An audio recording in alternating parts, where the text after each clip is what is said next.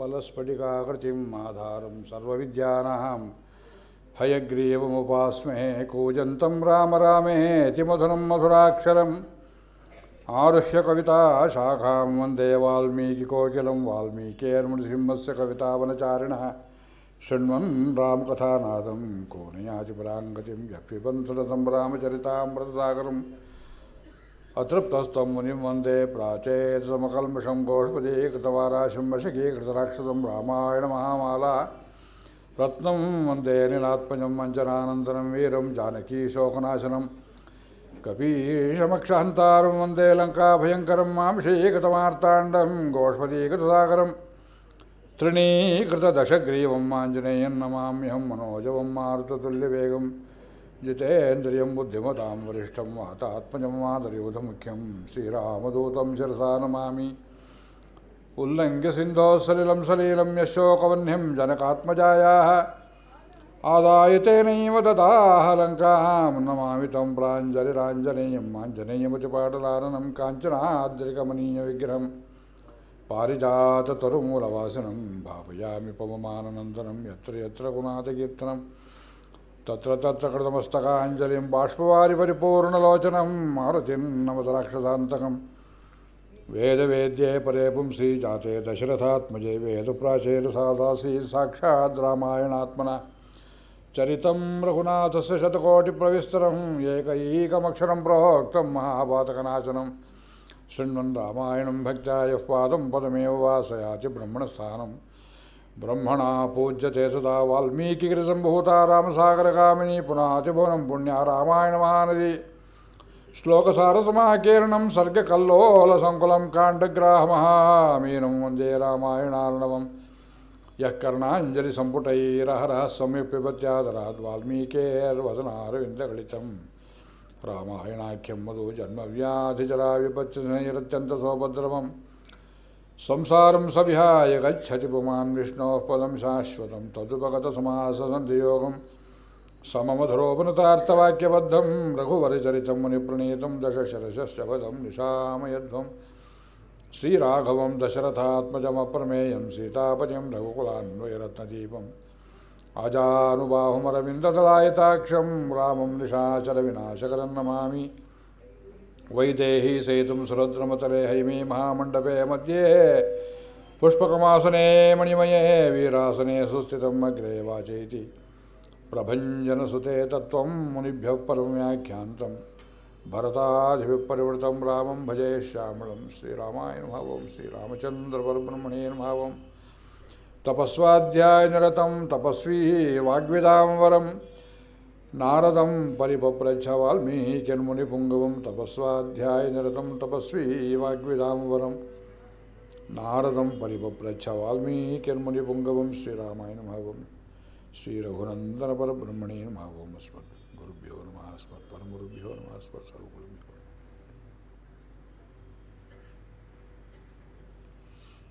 ತಮಗೆಲ್ಲರಿಗೂ ವಂದನೆಗಳು. ಬಾಲಕಾಂಡಕ ಮಂಗಳಾಶಾಸನವಾಯಿತು ನಿನ್ನೆ. ಗಾಯತ್ರಿ ಮಂತ್ರ ಅರ್ಥ ನಿರೂಪಣೆಯ ಕ್ರಮದಲ್ಲಿ ಸವಿತ್ರ ಶಬ್ದಾರ್ಥವನ್ನು ಜಗತ್ತನ್ನು ಸೃಷ್ಟಿ ಮಾಡುವವನು ಇವನೇ ಅನ್ನುವ ವಿವರಣೆಯನ್ನು ಬಾಲಕಾಂಡ ನಮಗೆ ಕೊಟ್ಟಿತು. ದೇವತೆಗಳ ಪ್ರಾರ್ಥನೆಯಂತೆ ಭಗವಂತ ದಶರಥ ಪುತ್ರನಾದ.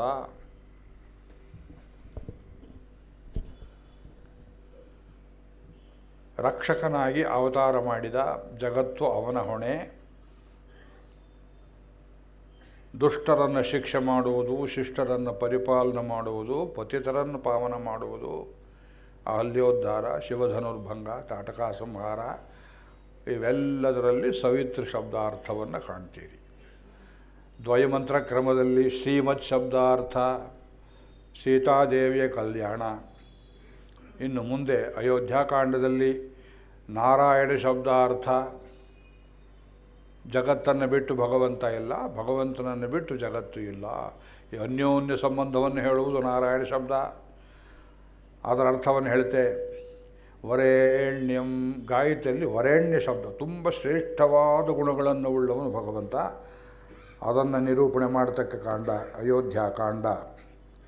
ಸೀತಾರಾಮರು ದಶರಥನ ಅರಮನೆಯಲ್ಲಿ ವಿಜಹಾರ ಬಹೂನ್ ಋತೂನ್, ಅನೇಕ ವರ್ಷ ಕಾಲ ನೆಮ್ಮದಿಯಿಂದ ಸಂಸಾರವನ್ನು ನಿರ್ವಹಿಸಿದರು ಅನ್ನುವ ಮಾತನ್ನು ಬಾಲಕಾಂಡದ ಕೊನೆಯಲ್ಲಿ ಓದಿ ತೋರಿಸಿದವು.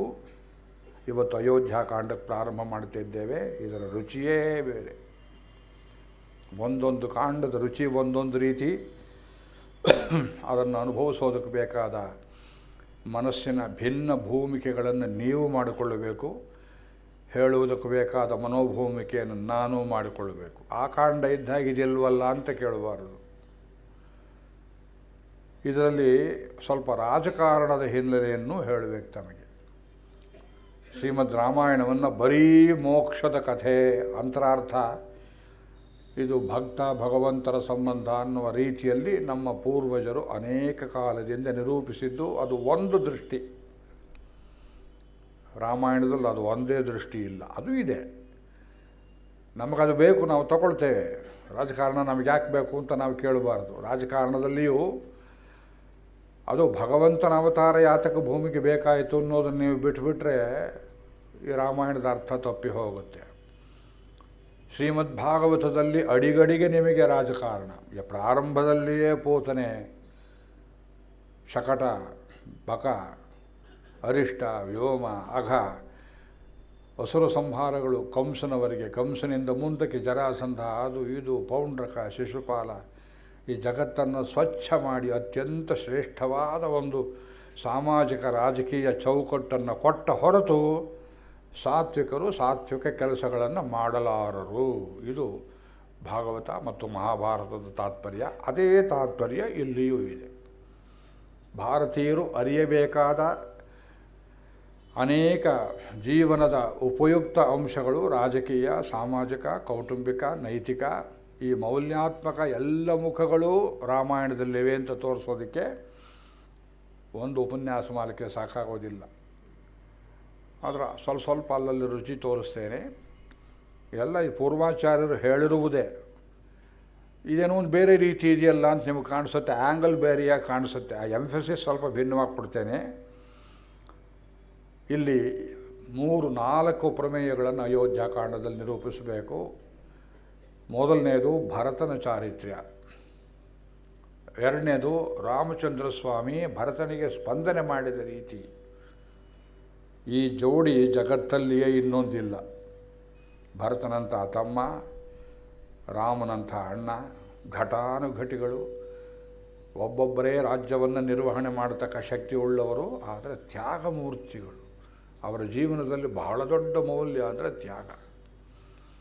ಅದರಿಂದ ಸಮಾಜ ಕಟ್ಟಬಹುದು, ಸ್ವಾರ್ಥದಿಂದ ಕಟ್ಟುವುದಕ್ಕಾಗೋದಿಲ್ಲ. ಕುಟುಂಬದಿಂದ ಹಿಡಿದು ಸಮಾಜದ ಎಲ್ಲ ಸ್ತರಗಳಲ್ಲಿಯೂ ನಮ್ಮನ್ನು ಒಗ್ಗೂಡಿಸಬಲ್ಲದು ತ್ಯಾಗವೇ ಹೊರತು, ಪ್ರೇಮವೇ ಹೊರತು ಸ್ವಾರ್ಥವಲ್ಲ. ದುಷ್ಟವಾದಂತಹ ಕ್ಷುಲ್ಲಕವಾದ ಈ ಸಣ್ಣತನ ತೋರಿಸತಕ್ಕಂಥ ಈ ಬುದ್ಧಿ ಅಲ್ಲ ಅನ್ನೋದನ್ನು ಇದು 2 ಪ್ರಮೇಯ. ಮೂರನೇದು ದಶರಥನ ಕೌಟುಂಬಿಕ ಚಿತ್ರ ಮತ್ತು ಸಮಗ್ರ ಭಾರತದ ಶೋಚನೀಯ ರಾಜಕೀಯ ಚಿತ್ರ. ಇದು 4 ನೀವು ಒಗ್ಗೂಡಿಸಿಕೊಂಡ್ರೆ ನಿಮಗೆ ಅಯೋಧ್ಯಾಕಾಂಡ ತನ್ನ ಹೃದಯವನ್ನು ಬಿಡುತ್ತದೆ. ರಾಮ ಮತ್ತು ಭರತರ ವಿಷಯ ಮುಂದೆ ಆಮೇಲೆ ತಗೊಳ್ತೇನೆ. ಪ್ರಾರಂಭದಲ್ಲಿಯೇ ದಶರಥ ಮತ್ತು ಕೈಕೇಯಿ, ಮಂಥರೆ ಇವರಿಗೆ ಸಂಬಂಧಪಟ್ಟ ವಿಷಯಗಳನ್ನು ಮುಂದೆ ಪ್ರಸಂಗೋಚಿತವಾಗಿ ಇನ್ನೊಂದು 8 ಅಧ್ಯಾಯ ಕಳೆದ ಮೇಲೆ ಹೇಳಬೇಕಾದ್ದನ್ನು ಇಲ್ಲಿಯೇ ಹೇಳಿಬಿಡ್ತೇನೆ. ಗಚ್ಚತಾ ಮಾತುಲಕುಲಂ ಭರತೇನ ಮಹಾತ್ಮನ, ಇಲ್ಲಿರೋ ಪಾಠ ಮಹಾತ್ಮನ, ಭರತೇನ ಸಹ ಅನಘ, ಸರಿಯಾದ ಪಾಠ. ಶತ್ರುಘ್ನೋ ನಿತ್ಯ ಶತ್ರುಘ್ನೋ ನೀತಃ ಪ್ರೀತಿ ಪುರಸ್ಕೃತಃ. ಇದರ ಮಧ್ಯೆ ರಾಮಾವತಾರದಲ್ಲಿರುವ ಸೌಲಭ್ಯ. ಮಾತೃಗರ್ಭದಲ್ಲಿ 12 ತಿಂಗಳಿದ್ದು ನಮ್ಮ ಸಲುವಾಗಿ ಭಗವಂತ ಸಾಮಾನ್ಯ ಮನುಷ್ಯರಂತೆ ಅವನು ಈ ಲೋಕದಲ್ಲಿ ತುಂಬ ಮನುಷ್ಯ ದೃಷ್ಟಿಯಿಂದ ನೋಡಿದಾಗ ಶ್ರಮಪಟ್ಟ ಅಂತ ಹೇಳುವ ಮಾತುಗಳು ಆಳ್ವಾರರ ಸಾಹಿತ್ಯದಲ್ಲಿ ಬರುತ್ತೆ.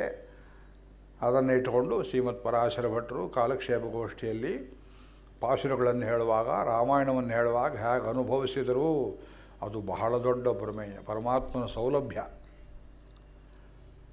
ಅದು ತುಂಬ ದೊಡ್ಡದಾಗಿ ಹೇಳಬೇಕು. ಸಣ್ಣ ಪುಟ್ಟ ಕಾಲಕ್ಷೇಪ ಗೋಷ್ಠಿಗಳಲ್ಲಿ ಈ ಭಗವಂತನ ಗುಣಗಳಲ್ಲಿ ಸೌಲಭ್ಯ ಗುಣವೇ ತುಂಬ ದೊಡ್ಡದು ಅಂತ ಎತ್ತಿ ಹೇಳಬೇಕಾದ ಪ್ರಮೇಯ ಅದು. ನಾಟ್ಟಿಲ್ ಪಿರಂದವರ್ நாரணர்காளன்று யாவரோ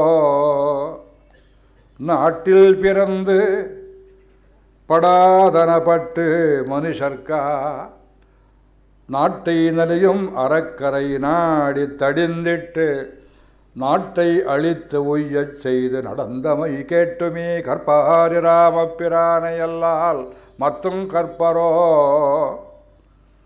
புல் பாமுதலா புல்லெரும்பு ஆதி ஒன்றின்றியே நற்பால் அயோத்தியில் வாழும் சராசரமுத்தவும் நற்பால ಕುಯ್ತನನ್ ನಾನ್ಮೋಹನಾರ್ ಪೆಟ್ಟ ನಾಟ್ಟೊಳೆ. 2 ಪದ್ಯ ನಮ್ಮಾಳ್ವಾರರ ಪಾಶರ. ಇದರಲ್ಲಿ ಕಥೆಯಲ್ಲಿ ಏನು ಬದಲಾವಣೆ ಇಲ್ಲ, ಗುಣಾನುಭವ. ಕಲಿಯುವವರು ಏನಾರು ಕಲಿಯೋದಿದ್ದರೆ ರಾಮ ಎಂಬುವ 2 ಅಕ್ಷರ, ಅದರ ಹಿಂದೆ ಇರುವ ಚರಿತ್ರೆ, ಈ ಮಹಿಮೆ, ಇದನ್ನು ಬಿಟ್ಟು ಕಲಿಯುವುದಿನ್ನೇನಾರು ಇದೆಯೋ ಅಂತಾರೆ. ಕರ್ಪಾರ್ ಕಲಿಯುವವರು ಈ ರಾಮಪಿರಯಾನೆಯಲ್ಲ ಮತ್ತಂ ಕರ್ಪರೋ. ಯಾಕೆ ಕೃಷ್ಣಾವತಾರ ಬೇಡವೆ, ನರಸಿಂಹಾವತಾರ ಬೇಡವೆ, ವಾಮನಾವತಾರ ಬೇಡವೆ, ಬೇರೆ ಬೇರೆ ಅವತಾರಗಳು ಬೇಡವೆ, ನಿಮಗಿದು ಸಾಕು. ಅಂಥದ್ದೇನಿದೆ ರಾಮಾವತಾರದಲ್ಲಿ. ಮೋಕ್ಷಕ್ಕೆ ಹೋಗುವಾಗ ಭಗವಂತ ತನ್ನ ಲೋಕಕ್ಕೆ ಹೋಗುವ ಪುಲ್ ಪಾಮುದಲ ಪುಲ್ ಎರುಂಬಾದಿ ಒಂಡ್ರಿನ್ರಿಯೇ,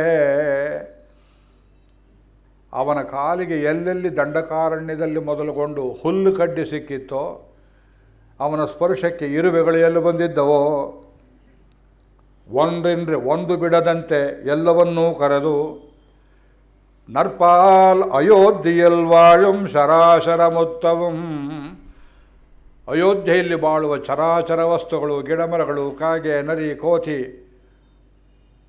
ಒಂದೂ ಪ್ರಾಣಿಯನ್ನು ಬಿಡದಂತೆ ಎಲ್ಲವನ್ನೂ ನರ್ಪಾಲಕ್ಕೂ ಇತ್ತನನ್ ನಾನ್ಮೋಹನಾರ್ ಪೆಟ್ಟ ನಟ್ಟೊಳೆ. ಅವರಿಗಾಗಿ ಸಾಂತಾನಿಕ ಎಂಬುವ ಲೋಕವನ್ನು, ವೈಕುಂಠದಂಥ ಇನ್ನೊಂದು ಲೋಕವನ್ನು ಸೃಷ್ಟಿ ಮಾಡಿ, ಅವರಾಗಿ ಮೋಕ್ಷ ಬೇಕು ಅಂತ ಕೇಳದೇ ಇದ್ದವರನ್ನು, ಮೋಕ್ಷ ಶಬ್ದವೇ ಗೊತ್ತಿಲ್ಲದೆ ಇರತಕ್ಕಂಥ ಪಾಮರರನ್ನು, ತಿರ್ಯಕ್ಕುಗಳನ್ನು ಮೋಕ್ಷಕ್ಕೆ ಕರೆದುಕೊಂಡು ಹೋದನಲ್ಲ ಭಗವಂತ. ಅವನನ್ನಲ್ಲದೆ ನೀವು ಬೇರೆ ಕಲಿತೀರಾ. ಕೃಷ್ಣ ಅವತಾರದಲ್ಲಿ ಏನಾರು ಮಾಡಿದ್ದಾನೆ ಇಂಥದ್ದು? ಜಗಳದ ವಿಷಯ. ರಾಮ ಹೆಚ್ಚೋ ಕೃಷ್ಣ ಹೆಚ್ಚೋ ಜಗಳ ಅಂತ ತಿಳ್ಕೋಬೇಡಿ. ಇದು ಭಕ್ತರಿಗೆ ತುಂಬ ಭೋಗ್ಯವಾದ ವಿಷಯ. ಪರಾಶರ ಭಟ್ಟರ ಗೋಷ್ಠಿಯಲ್ಲಿ ಇಂಥ ಚಕಮಕಿ ಚರ್ಚೆಗಳು, ಪರಸ್ಪರ ಭಕ್ತರು ಚರ್ಚೆ ಎಬ್ಬಿಸಿದರೇನೇ ರಾಮಾಯಣದ ರುಚಿ ಬರುವುದು. ಸರಿಯಾದ ಹೃದಯದಿಂದ ಪ್ರಶ್ನೆ ಕೇಳಬೇಕು. ಏನು ಮಾಡಿದ ರಾಮಚಂದ್ರ? ನೀವೆಲ್ಲಿ ಹುಟ್ಟಿದ್ರಿ ಇಂದ್ರು ಆಳ್ವಾರು. ನಾವು ಲೋಕದಲ್ಲಿ ಹುಟ್ಟಿದ್ದೇವಪ್ಪ. ನಾಟ್ಟಿಲ್ ಪಿರಂದವರ್, ಜಗತ್ತಲ್ಲಿ ಹುಟ್ಟಿದವರು. ನಾರಣರ್ಕಾಳನ್ರಿ ಯಾವರೋ, ಶ್ರೀಮನ್ನಾರಾಯಣಿಗಲ್ಲದೆ ಇನ್ನೊಬ್ಬರಿಗೆ ಹಾಳಾಗ್ತಾರೆ. ಯೋಚನೆ ಮಾಡಿ. ಅಂಥದ್ದೇನು ಮಾಡಿದ ರಾಮಚಂದ್ರ? ನಾವು ನೀವು ಹುಟ್ಟಿರುವ ಈ ಭೂಮಿಯಲ್ಲಿಯೇ ನಾಟ್ಟಿಲ್ ಪಿರಂದು ಪಡಾದನ ಪಟ್ಟು, ಪಡಬಾರ್ದು ಪಾಡನ್ನೆಲ್ಲ ಪಟ್ಟ ಅಂದರು. ಏನೇನು ಪಾಡುಪಟ್ಟ? ಅಯ್ಯೋ, ಅದು ಹೇಳಿದ್ರೆ ರಾಮಾಯಣವಾಗತ್ತೆ. ಪಡಾದನ ಪಟ್ಟು. ಮುಂದೆ ಹೇಳ್ತೇನೆ. ಯಾರಿಗೆ? ಮನುಷ್ಯರ್ಕ. ಯಾವ ಮನುಷ್ಯರು ತನ್ನನ್ನು ಇವತ್ತು ನೆನೆಸೋದಿಲ್ಲವೋ, ಒಂದು ರಾಮ ಜನ್ಮಭೂಮಿಯಲ್ಲಿ ದೇವಸ್ಥಾನ ಕೂಡ ಕಟ್ಟುವ ಯೋಗ್ಯತೆ ಇಲ್ಲವೋ ಕ್ಷುಲ್ಲಕ ಜನರು, ಕೆಟ್ಟ ರಾಜಕಾರಣಿಗಳು, ಜಗತ್ತಲ್ಲಿ ಎಲ್ಲಿ ಇಲ್ಲದೆ ಇರುವಂಥ ಅತ್ಯಂತ ನೀಚ ರಾಜಕಾರಣಿಗಳು ಭಾರತದಲ್ಲಿದ್ದಾರೆ. ನಮ್ಮ ತಲೆ ಮೇಲೆ ಕಲ್ಲು ಹಾಕೋದು, ನಮ್ಮ ಜನಗಳಿಗೆ ಹಿಂಸೆ ಮಾಡುವುದು, ಧರ್ಮಾಂಧವರನ್ನೇ ಕೊಲ್ಲುವುದು. ಪಶ್ಚಿಮದಲ್ಲಿ ಹಾಗಲ್ಲ. ಇರಾಕಿನ ಮೇಲೆ ಗಲಾಟೆ ಮಾಡಿದರೂ ಬುಷ್ ಸಾಹೇಬರು ನಿಲ್ಲಿಸ್ತಾರೆ ನೋಡಿ. ಅವರಿಗೆ ಶಕ್ತಿ ಇದೆ, ಕ್ಷಾತ್ರಕ್ಕೆ ಅರ್ಥವಿದೆ. ನಮ್ಮ ಪ್ರಜೆಗಳು ಧರ್ಮದ ಪ್ರಜ್ಞೆ ಇಲ್ಲದೆ ಹಾಳಾಗಿ ಹೋಗಿಬಿಟ್ಟಿದ್ದೇವೆ. ಇಂಥ ಮನುಷ್ಯರಿಗೋಸ್ಕರವಾಗಿ ಯಾವ ರಾಮ ಸೀತೆಯರನ್ನು ಅಗಲಿಸಿ ಸೀತೆಯನ್ನು ಮತ್ತೆ ರಸಾತಳಕ್ಕೆ ಕಳಿಸಿದರೋ ಅಯೋಧ್ಯೆಯ ಜನರು ಸಾಮಾನ್ಯವೇ ಸ್ವಾಮಿ? ಕಷ್ಟಪಟ್ಟುಕೊಂಡು ಅಲ್ಲಿಂದ ಸೀತೆಯನ್ನು ಕರ್ಕೊಂಡು ಬಂದ ಪ್ರಭು ರಾಮಚಂದ್ರ ಅವರ ಸಂಸಾರವನ್ನು ಸಹಿಸಲಾರದೆ ಊರೂರು ಕೇರಿಗಳಲ್ಲಿ ರಾಮನನ್ನೇ ದೂಷಣೆ ಮಾಡಿದ್ರಲ್ಲ. ಮನುಷ್ಯರ್ಕ ಪಡಾದನಪಟ್ಟು ನಾಟ್ಟೈ ನಲಿಯುಂ ಅರಕ್ಕರೈ ನಾಡಿ ತಡಿಂದಿಟ್ಟು. ಜನಸಮೂಹವನ್ನು ಹಿಂಸೆ ಮಾಡ್ತಕ್ಕಂಥ ರಾಕ್ಷಸರು ಎಲ್ಲಿದ್ದಾರೆಯೋ ನಾಡಿ ತೇಡಿ ಹುಡುಕಿ ಹುಡುಕಿ ಹುಡುಕಿ ವಿರಾದ ಕಬಂಧ ಖರ ದೂಷಣ ಮಾರೀಚ ಇದ್ದ ಕಡೆ ಹೋಗಿ ನಾಡಿ ತಡಿಂದಿಟ್ಟು ನಾಟ್ಟೈ ಅಳಿತು. ಎಲ್ಲರಿಗೂ ಮೋಕ್ಷವನ್ನು ಕೊಟ್ಟನಲ್ಲ, ಅಳಿತು ಉಯ್ಯಚ್ಚೈದದ ಉಜ್ಜೀವನ ಮಾಡಿದ್ದನ್ನು ನಡಂದ ಮೈ ಕೆಟ್ಟುಮೆ. ಇಂಥ ರಾಮ ಭೂಮಿಯಲ್ಲಿ ನಡೆದ ಎಂಬುದನ್ನು ಕೇಳಿಯೂ ನೀವು ರಾಮನನ್ನು ಬಿಟ್ಟು ಇನ್ನೊಂದು ದೈವವನ್ನು ನಂಬುತ್ತೀರಾ? ಈ ಪಾಶಾರ್ಥವನ್ನು ಹೇಳ್ತಾ ಇದ್ದರು ಪರಾಶರ ಭಟ್ರು. ಇದು 736 ದಿವ್ಯ ಪ್ರಬಂಧ ವ್ಯಾಖ್ಯಾನದಲ್ಲಿ ಎಷ್ಟೊಂದು ಐತಿಹ್ಯಗಳನ್ನು ಹೇಳ್ತಾರೆ. ಈ ಪಾಶರ ಕೇಳಿದ ಮೇಲೆ ಒಬ್ಬರು ಶಿಷ್ಯರು ಅವರು ಮೇಲೆ ಕೆದ್ದರು. ದಯವಿಟ್ಟು ಯಾರೂ ಮೇಲೆ ಕೇಳಬೇಡಿ, ಪ್ರಶ್ನೆ ಕೇಳುವಾಗ ಮೇಲೆ ಕೇಳಬೇಕಾಗತ್ತೆ ಒಂದೊಂದು ಸಲ. ಕೀಳೆಯ ಹತ್ತ ಅನಂತ ಒಬ್ಬರು ಆಚಾರ್ಯರು ಅವರೇನು ಮಾಡಿದರು, ಪರಾಶರ ಭಟ್ರ ಕೈಯಲ್ಲಿ ಹೇಗಾದರೂ ಕೃಷ್ಣಾವತಾರದ ಮಹಿಮೆಯನ್ನು ಹೇಳಿಸಬೇಕು ಅಂತ ಹುಚ್ಚು ಅವರಿಗೆ. ಅವರು ಬಾಯಿ ತಪ್ಪಿಯೂ ರಾಮಚರಿತ್ರೆ ಬಿಟ್ಟು ಇನ್ನೊಂದು ಹೇಳ್ತಾ ಇರಲಿಲ್ಲ. ಭಾಗವತ ಹೇಳಬೇಕು ಅಂತ ಕೇಳಿದರೆ ಜನ್ಮಾದ್ಯಸ್ಯ ಶ್ಲೋಕ ಹೇಳಿ ಅದನ್ನೆಲ್ಲ ರಾಮಾವತಾರ ಪರವಾಗಿ ಅರ್ಥ ಮಾಡಿ ಭಾಗವತ ಪೂರ್ತಿ ರಾಮಕಥೆಯನ್ನಾಗಿ ಕೃಷ್ಣ ಕಥೆಯನ್ನಷ್ಟು ರಾಮಕಥೆಯನ್ನಾಗಿ ಹೇಳೋರು ಪ್ರಚಂಡ ಪಂಡಿತರು. ಚಿಕ್ಕ ವಯಸ್ಸಿಗೆ ಹೋಗಿಬಿಟ್ರು. ಕೇಳಿದ್ರು ಶಿಷ್ಯರು, ಕೃಷ್ಣ ಕಥೆಯನ್ನೇ ಎಷ್ಟು ಚೆನ್ನಾಗಿ ಹೇಳ್ಬೋದಲ್ಲ, ರಾಮಕಥೆ ಎಷ್ಟು ಚೆನ್ನಾಗಿ ಹೇಳ್ತಾರೆ ಅಂದರೆ, ಆದ್ದರಿಂದ ಅವ್ರ ಕೈಲಿ ಹೇಗಾದರೂ ಹೇಳಿಸ್ಬೇಕು ಅಂತ ಕೆಣಕುವುದಕ್ಕೋಸ್ಕರವಾಗಿ ಅವರು ಹೇಳಿದರು, ಜಿಯ ಒಂದು ಪ್ರಶ್ನೆ ಕೇಳ್ತೇನೆ, ನೀವೇನೇ ಹೇಳಿ ರಾಮಾವತಾರದ ವಿಷಯ, ನಮಗೆ ಕೃಷ್ಣಾವತಾರದಲ್ಲಿಯೇ ಸೌಲಭ್ಯ ಹೆಚ್ಚು, ಭಗವಂತನ ಗುಣ. ರಾಮಾವತಾರಕ್ಕೆ ಹೆಚ್ಚಾಗಿ ಕೃಷ್ಣಾವತಾರದಲ್ಲಿ ಅವೇನೋ ಚಕ್ರವರ್ತಿಯ ಮಗ ಹುಟ್ಟಿದ್ದು ಒಳ್ಳೆ ಬಾಳೆಹಣ್ಣಿನ ಗುಡಾಣದಲ್ಲಿ ಚಕ್ರವರ್ತಿ ಚೆನ್ನಾಗಿ ನೋಡಿಕೊಂಡ. ಕೌಸಲ್ಯ ಇದ್ಲು, 353 ತಾಯಂದರು, ಎಲ್ಲರೂ ಚೆನ್ನಾಗಿ ನೋಡಿಕೊಂಡ್ರು. ನಮ್ಮ ಕೃಷ್ಣ ಹುಟ್ಟಿದ್ದು ಜೈಲಲ್ಲಿ ಸ್ವಾಮಿ, ನಮಗೋಸ್ಕರ ಹುಟ್ಟಿದ ಜೈಲಿನಲ್ಲಿ. 15 ದಿವಸದಲ್ಲಿ ಪೂತನೆ ಬಂದಳು, ಮತ್ತೊಬ್ಬಳು ಬಂದಳು. ಏನು ಹಿಂಸೆ ಹಿಂಸೆ ಹಿಂಸೆ, ಎಲ್ಲಿ ನೋಡಿದರೂ ಹಿಂಸೆ. ನಮ್ಮ ಕೃಷ್ಣನಿಗೆ ರಾಕ್ಷಸರ ಬಾಧೆ. ಹುಟ್ಟಿದ ದಿವಸವೇ ಹುಟ್ಟಿದ ಜಾಗದಲ್ಲಿ ಇರಗೊಡದೆ ಅವನನ್ನು ಬೇರೆ ಕಡೆಗೆ ಟ್ರಾನ್ಸ್ಫರ್ ಮಾಡಲಾಯಿತು. ಇಂಗು ವಹಿತ್ ಅಂಗ ಪಿರಂದ ಒರುತ್ತಿ ಮಹನಾಯ್ ಪಿರಂದು ಓರಿರವಿಲ್ ಒರುತ್ತಿ ಮಹನಾಯ್ ಒಳಿತ್ತು ಒಳರ ಬಚ್ಚಿಟ್ಟು ಕಾಪಾಡಬೇಕಾಯಿತು. ನಿಮ್ಮ ರಾಮನನ್ನು ಯಾರಾದರೂ ಹಾಗೆ ಮಾಡಿದ್ರ? ಹುಟ್ಟಿದ ದಿವಸ ಒಂದು ದಂಡಕಾರಣಿಕೆ ಯಾರು ಕರ್ಕೊಂಡು ಹೋದರೆ, ಎಲ್ಲಿ ಬೆಳೆದ ಗೋಕುಲದಲ್ಲಿ ಗೊಲ್ಲರ ಸ್ನೇಹ ಮಾಡಿದ, ಸಂಧ್ಯಾವಂದನ ಮಾಧ್ಯಾಹ್ನಿಕ ಗ್ರಂಥ ಕಾಲಕ್ಷೇಪ ಆಚಾರ ಶೌಚ ಗೊತ್ತಿಲ್ಲದೆ. ನಿಮ್ಮ ರಾಮಚಂದ್ರ ಮಾತ್ರ ಶೀಲವೃದ್ಧೈ ಜ್ಞಾನವೃದ್ಧೈ ವಯೋವೃದ್ಧೈ, ತನಗಿಂತ ವಯಸ್ಸಲ್ಲಿ ಗುಣದಲ್ಲಿ ನಡತೆಯಲ್ಲಿ ಹಿರಿಯರು ಕೂಡ ಪಳಗಿ ಪಳಗಿ ಪಳಗಿ ಒಳ್ಳೆ ಎಜುಕೇಷನ್ ಇತ್ತು, ಮತ್ತೊಂದಿತ್ತು. ಸಕಾಲದಲ್ಲಿ ಉಪನಯನ ಆಯಿತು, ವಸಿಷ್ಠರ ಸೇವೆ. ನಮ್ಮ ಕೃಷ್ಣನಿಗೆ ಕಂಸನನ್ನು ಕೊಂದ ಮೇಲೆ ಉಪನಯನವಾಯಿತು. ಹೆಣ್ಣು ಕೊಡೋರ ಗತಿ ಇಲ್ಲ, ತಾನೇ ಹೋಗಿ ಒಂದೊಂದು ಮನೆಯಲ್ಲಿ ಹೆಣ್ಣನ್ನು ತಗೊಂಡು ಬಂದ. ಸೀತಾ ಕಲ್ಯಾಣ ಎಷ್ಟು ಅದ್ಭುತವಾಗಿ ಆಯಿತು. ಅದರಲ್ಲಿ ಮುಂದೆ ದಶಮಸ್ಕಂದ ಉತ್ತರ ಭಾಗದಲ್ಲಿ ಪಾಂಡವರ ದೂತನಾಗಿ ಕುದುರೆಯನ್ನು ತೊಳೆದು ದೌತ್ಯ ಸಾರಥ್ಯಗಳನ್ನು ಮಾಡಿ, ಹೋಗಬೇಡ ದುಷ್ಟರ ಸಭೆ ದುರ್ಯೋಧನ ಸಭೆಗೆ ಅಂತೆಷ್ಟು ಬಲಾತ್ಕಾರ ಮಾಡಿ ತಡೆದರು. ಅಲ್ಲಿ ಹೋಗಿ ಕೊರಳಲ್ಲಿ ಪಟ್ಟಿ ಕಟ್ಟಿಕೊಂಡ ನಾಯಿಯಂತೆ ಸಮಾಚಾರ ಕೊಡುವುದಕ್ಕೆ ಹೋಗಿ ಕಟ್ಟಿ ಹಾಕಿಸಿಕೊಳ್ಳೋ ಸಂದರ್ಭದಲ್ಲಿ ಕೃಷ್ಣ ಮಾಡಿದ ಸೌಲಭ್ಯವನ್ನು ವಿಶ್ವರೂಪ ತೋರಿಸಿದ್ನಲ್ಲ. ನಿಮ್ಮ ರಾಮ ಎಲ್ಲರೂ ವಿಶ್ವರೂಪ ತೋರಿಸಿದನೇ. ಆದ್ದರಿಂದ ಕೃಷ್ಣಾವತಾರದಲ್ಲಿಯೇ ಸೌಲಭ್ಯ. ಏನು ರಾಮಕಥೆ, ಸುಮ್ಮನೆ ರಾಮ ರಾಮ ಅಂತ ಹೇಳ್ತೀನಿ, ನಿಮ್ಮ ಚಪ್ಪಲಿ ಕೇಳ್ಕೊಳ್ಳಿ, ರೇಗಿಸ್ಬಿಟ್ರು. ಹಬ್ಬ ಅವ್ರಿಗೆ ಬಿಡ್ತಾರಿಯ ಪರಾಶರ ಭಟ್ರು ಹೇಳಿದರು, ಏನಯ್ಯ ನಮ್ಮ ರಾಮ 14 ವರ್ಷ ಕಾಡಿಗೆ ಹೋದ್ನಲ್ಲ, ನಿಮ್ಮ ಕೃಷ್ಣ ಹೋದ್ನೆ ಅಂತ ಕೇಳಿದರು. ಅವ ಬೆಳೆದಿದ್ದೇ ಕಾಡಲ್ಲಿ ಗೋಕುಲ ನಂದವ್ರಜ. ಅದೆಲ್ಲ ಕಾಡಲ್ವೇ? ಅದೆಲ್ಲ ಅಂಥ ಕಾಡು, ಬರೀ ಬೆಣ್ಣೆ ಗಿಣ್ಣೆ ಮೊಸರು ತಿನ್ಕೋತ ಸುಖವಾಗಿದ್ದ ನಿಮ್ಮ ಕೃಷ್ಣ. ಒಂದು ಮನೆಯಲ್ಲ, ಎಲ್ಲರ ಮನೆಯಲ್ಲಿ ಬೆಣ್ಣೆ ತಿನ್ನುವುದು. ಅಮ್ಮ ಕೋಪಗೊಂಡ್ರೆ ಇನ್ಯಾರೋ ಬೆಣ್ಣೆ ಕೊಡ್ತಿದ್ರು, ಯಾರೋ ಜೋಗಳ ಪಾಡ್ತಿದ್ರು. ಅಮ್ಮನಿಗೆ ಸೊಂಟ ನೋವಾದರೆ ಗೋಕುಲದಲ್ಲಿ ಎಲ್ಲರ ಸೊಂಟದಲ್ಲಿ ಇವನು ಆಡುವವನು. 8 ಮನೆ ಚೀಲಿ, ಚಕ್ಲಿ, ಮುಚ್ಚೋರೆ, ಏನು ವೈಭವ, ಸಿಹಿ ತಿಂಡಿಗಳು ನಮ್ಮ ರಾಮನಿಗೆ ಯಾರು ಕೊಡೋರು? ಕಾಡಲ್ಲಿ ಯಾರು ಕೊಟ್ಟರು? ಭಟ್ರು ಹೇಳಿದರು, ರಾಮ ಕಾಡಿಗೆ ಹೋಗಿದ್ದನ್ನು ಕೃಷ್ಣನೇ ಕಾಡಿಗೆ ಹೋಗಿದ್ದು ಹೆಚ್ಚಂತ ಹೇಳ್ತಾ ಇದ್ದೀರಾ? ಇಲ್ಲಪ್ಪ, ರಾಮಚಂದ್ರನಿಗೆ ಶೂರ್ಪಣಿಕೆ ಕಾಟವಾಯಿತು, ಮಾರೀಚನ ಕಾಟವಾಯಿತು. ಕೃಷ್ಣ ಪತ್ಯನ್ನು ಯಾರು ಹೊತ್ಕೊಂಡು ಹೋದರೆ ರಾಮಪತ್ಯಲ್ಲವೇ ಹೊತ್ಕೊಂಡು ಹೋದದ್ದು. ಸಮುದ್ರದಲ್ಲಿ ಸೇತುವೆಯನ್ನು ಕಟ್ಟಿದ್ನಲ್ಲ ನಮ್ಮ ರಾಮನಿಗಿಂತ ಕೃಷ್ಣ ಏನು ಮಾಡಿದ? ಅದಕ್ಕೆ ಅವ್ರು ಹೇಳಿದ್ರಂತೆ ರೇಗಿಸಿದವರು, ರಾಮ ಕಾಡಿಗೆ ಹೋಗಿದ್ದು ನಿಜ, ಸ್ವಂತ ಬುದ್ಧಿಯಿಂದಲ್ಲ, ಸೀತಾದೇವಿಯ ಚಿತಾವಣೆಯಿಂದ 353 ಅತ್ತೈರ ಕಾಟ ತಪ್ಪಿಸ್ಕೋಬೇಕು ಅಂತ ಅಯೋಧ್ಯೆಯಿಂದ ಹೊರಡಿಸಿಕೊಂಡು ಪಿಕ್ನಿಕ್ ಹೋದಾಗ ಹೋಗಿಬಿಟ್ಲು ಕಾಡಿಗೆ. ಇದೆಲ್ಲ ಪೂರ್ವ ಸಂಕೇತ. ಇದು ಹೀಗೇ ನಡೆಯಿತು. ನೀವು ನಗ್ತಾ ಇದ್ದೀರಿ ನೋಡಿ, ಬೆಳ್ಳಂ ಬೆಳಗು ಹೇಳಿ ತೋರಿಸ್ಬೋದು. ರಾಮಾವತಾರ ಹೆಚ್ಚೋ, ಕೃಷ್ಣಾವತಾರ ಹೆಚ್ಚೋ, ಅಲ್ಲಿಗೆ ಕೊನೆಗೆ ಎಲ್ಲಿ ನಿಲ್ಲಬೇಕು?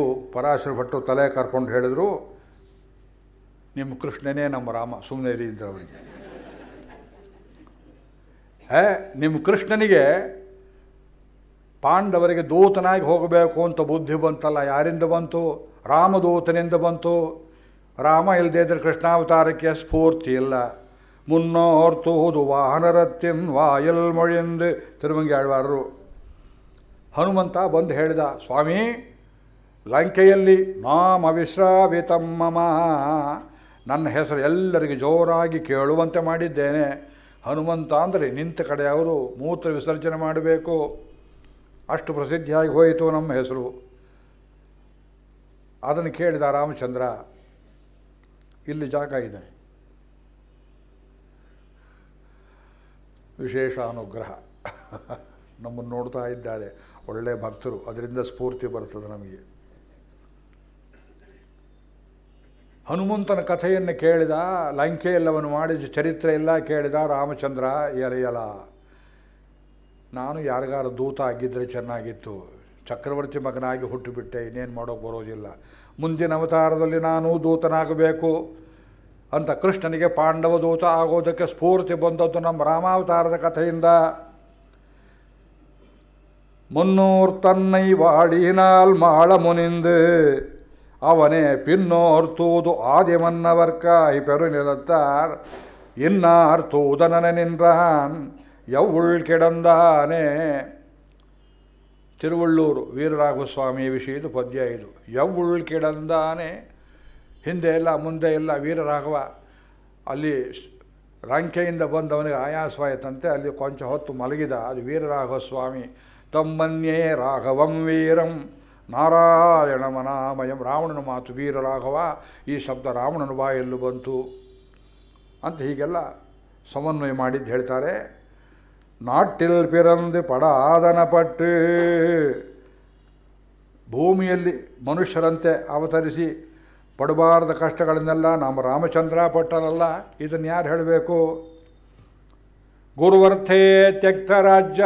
ಭಾಗವತ 9ನೇ ಸ್ಕಂಧದಲ್ಲಿ ಶ್ರೀಮದ್ ರಾಮಾಯಣವನ್ನು ಪೂರ್ತಿ ಒಂದು ಸುಂದರ ಅಧ್ಯಾಯದಲ್ಲಿ ಶುಕ ಮಹರ್ಷಿಗಳು ಸಂಗ್ರಹಿಸಿದ್ದಾರೆ. ಇದರಲ್ಲಿ ಅಯೋಧ್ಯಾಕಾಂಡದಿಂದ ಹಿಡಿದು ರಾವಣ ವಧೆ ತನಕ ಸಂಗ್ರಹ ಮಾಡಿದ್ದಾರೆ. ಆ ಶ್ಲೋಕದಲ್ಲಿ ರುಚಿ ಇಟ್ಟಿದ್ದಾರೆ ಶಬ್ದಗಳಲ್ಲಿ. ಗುರುವರ್ಥೇ ತ್ಯಕ್ತ ರಾಜ್ಯ ವ್ಯಚರದನುವನಂ ಪದ್ಮಪದ್ಭ್ಯಾಂ. ಗುರು ಅಂದರೆ ದಶರಥ ಅಥವಾ ತಾಯಿ, ಚಿಕ್ಕ ತಾಯಿ. ಅವರ ಸಲುವಾಗಿ ತ್ಯಕ್ತ ರಾಜ್ಯ, ರಾಜ್ಯವನ್ನು ಬಿಟ್ಟ ರಘುಪತಿ. ವ್ಯಚರತ್ ಅನುವನಂ, ಕಾಡೆಲ್ಲ ಸುತ್ತಾಡಿದ. ಪದ್ಮಪದ್ಭ್ಯಾಂ, ತಾವರೆಯಂತಹ ಮೃದುವಾದ ತನ್ನ ಪಾದಗಳಿಂದ ಪಾದರಕ್ಷೆ ಇಲ್ಲದೆ ಓಡಾಡಿದ. ಕೃಷ್ಣ ಯಾವತ್ತೂ ಪಾದರಕ್ಷೆ ಬಿಟ್ಟಿರಲಿಲ್ಲ.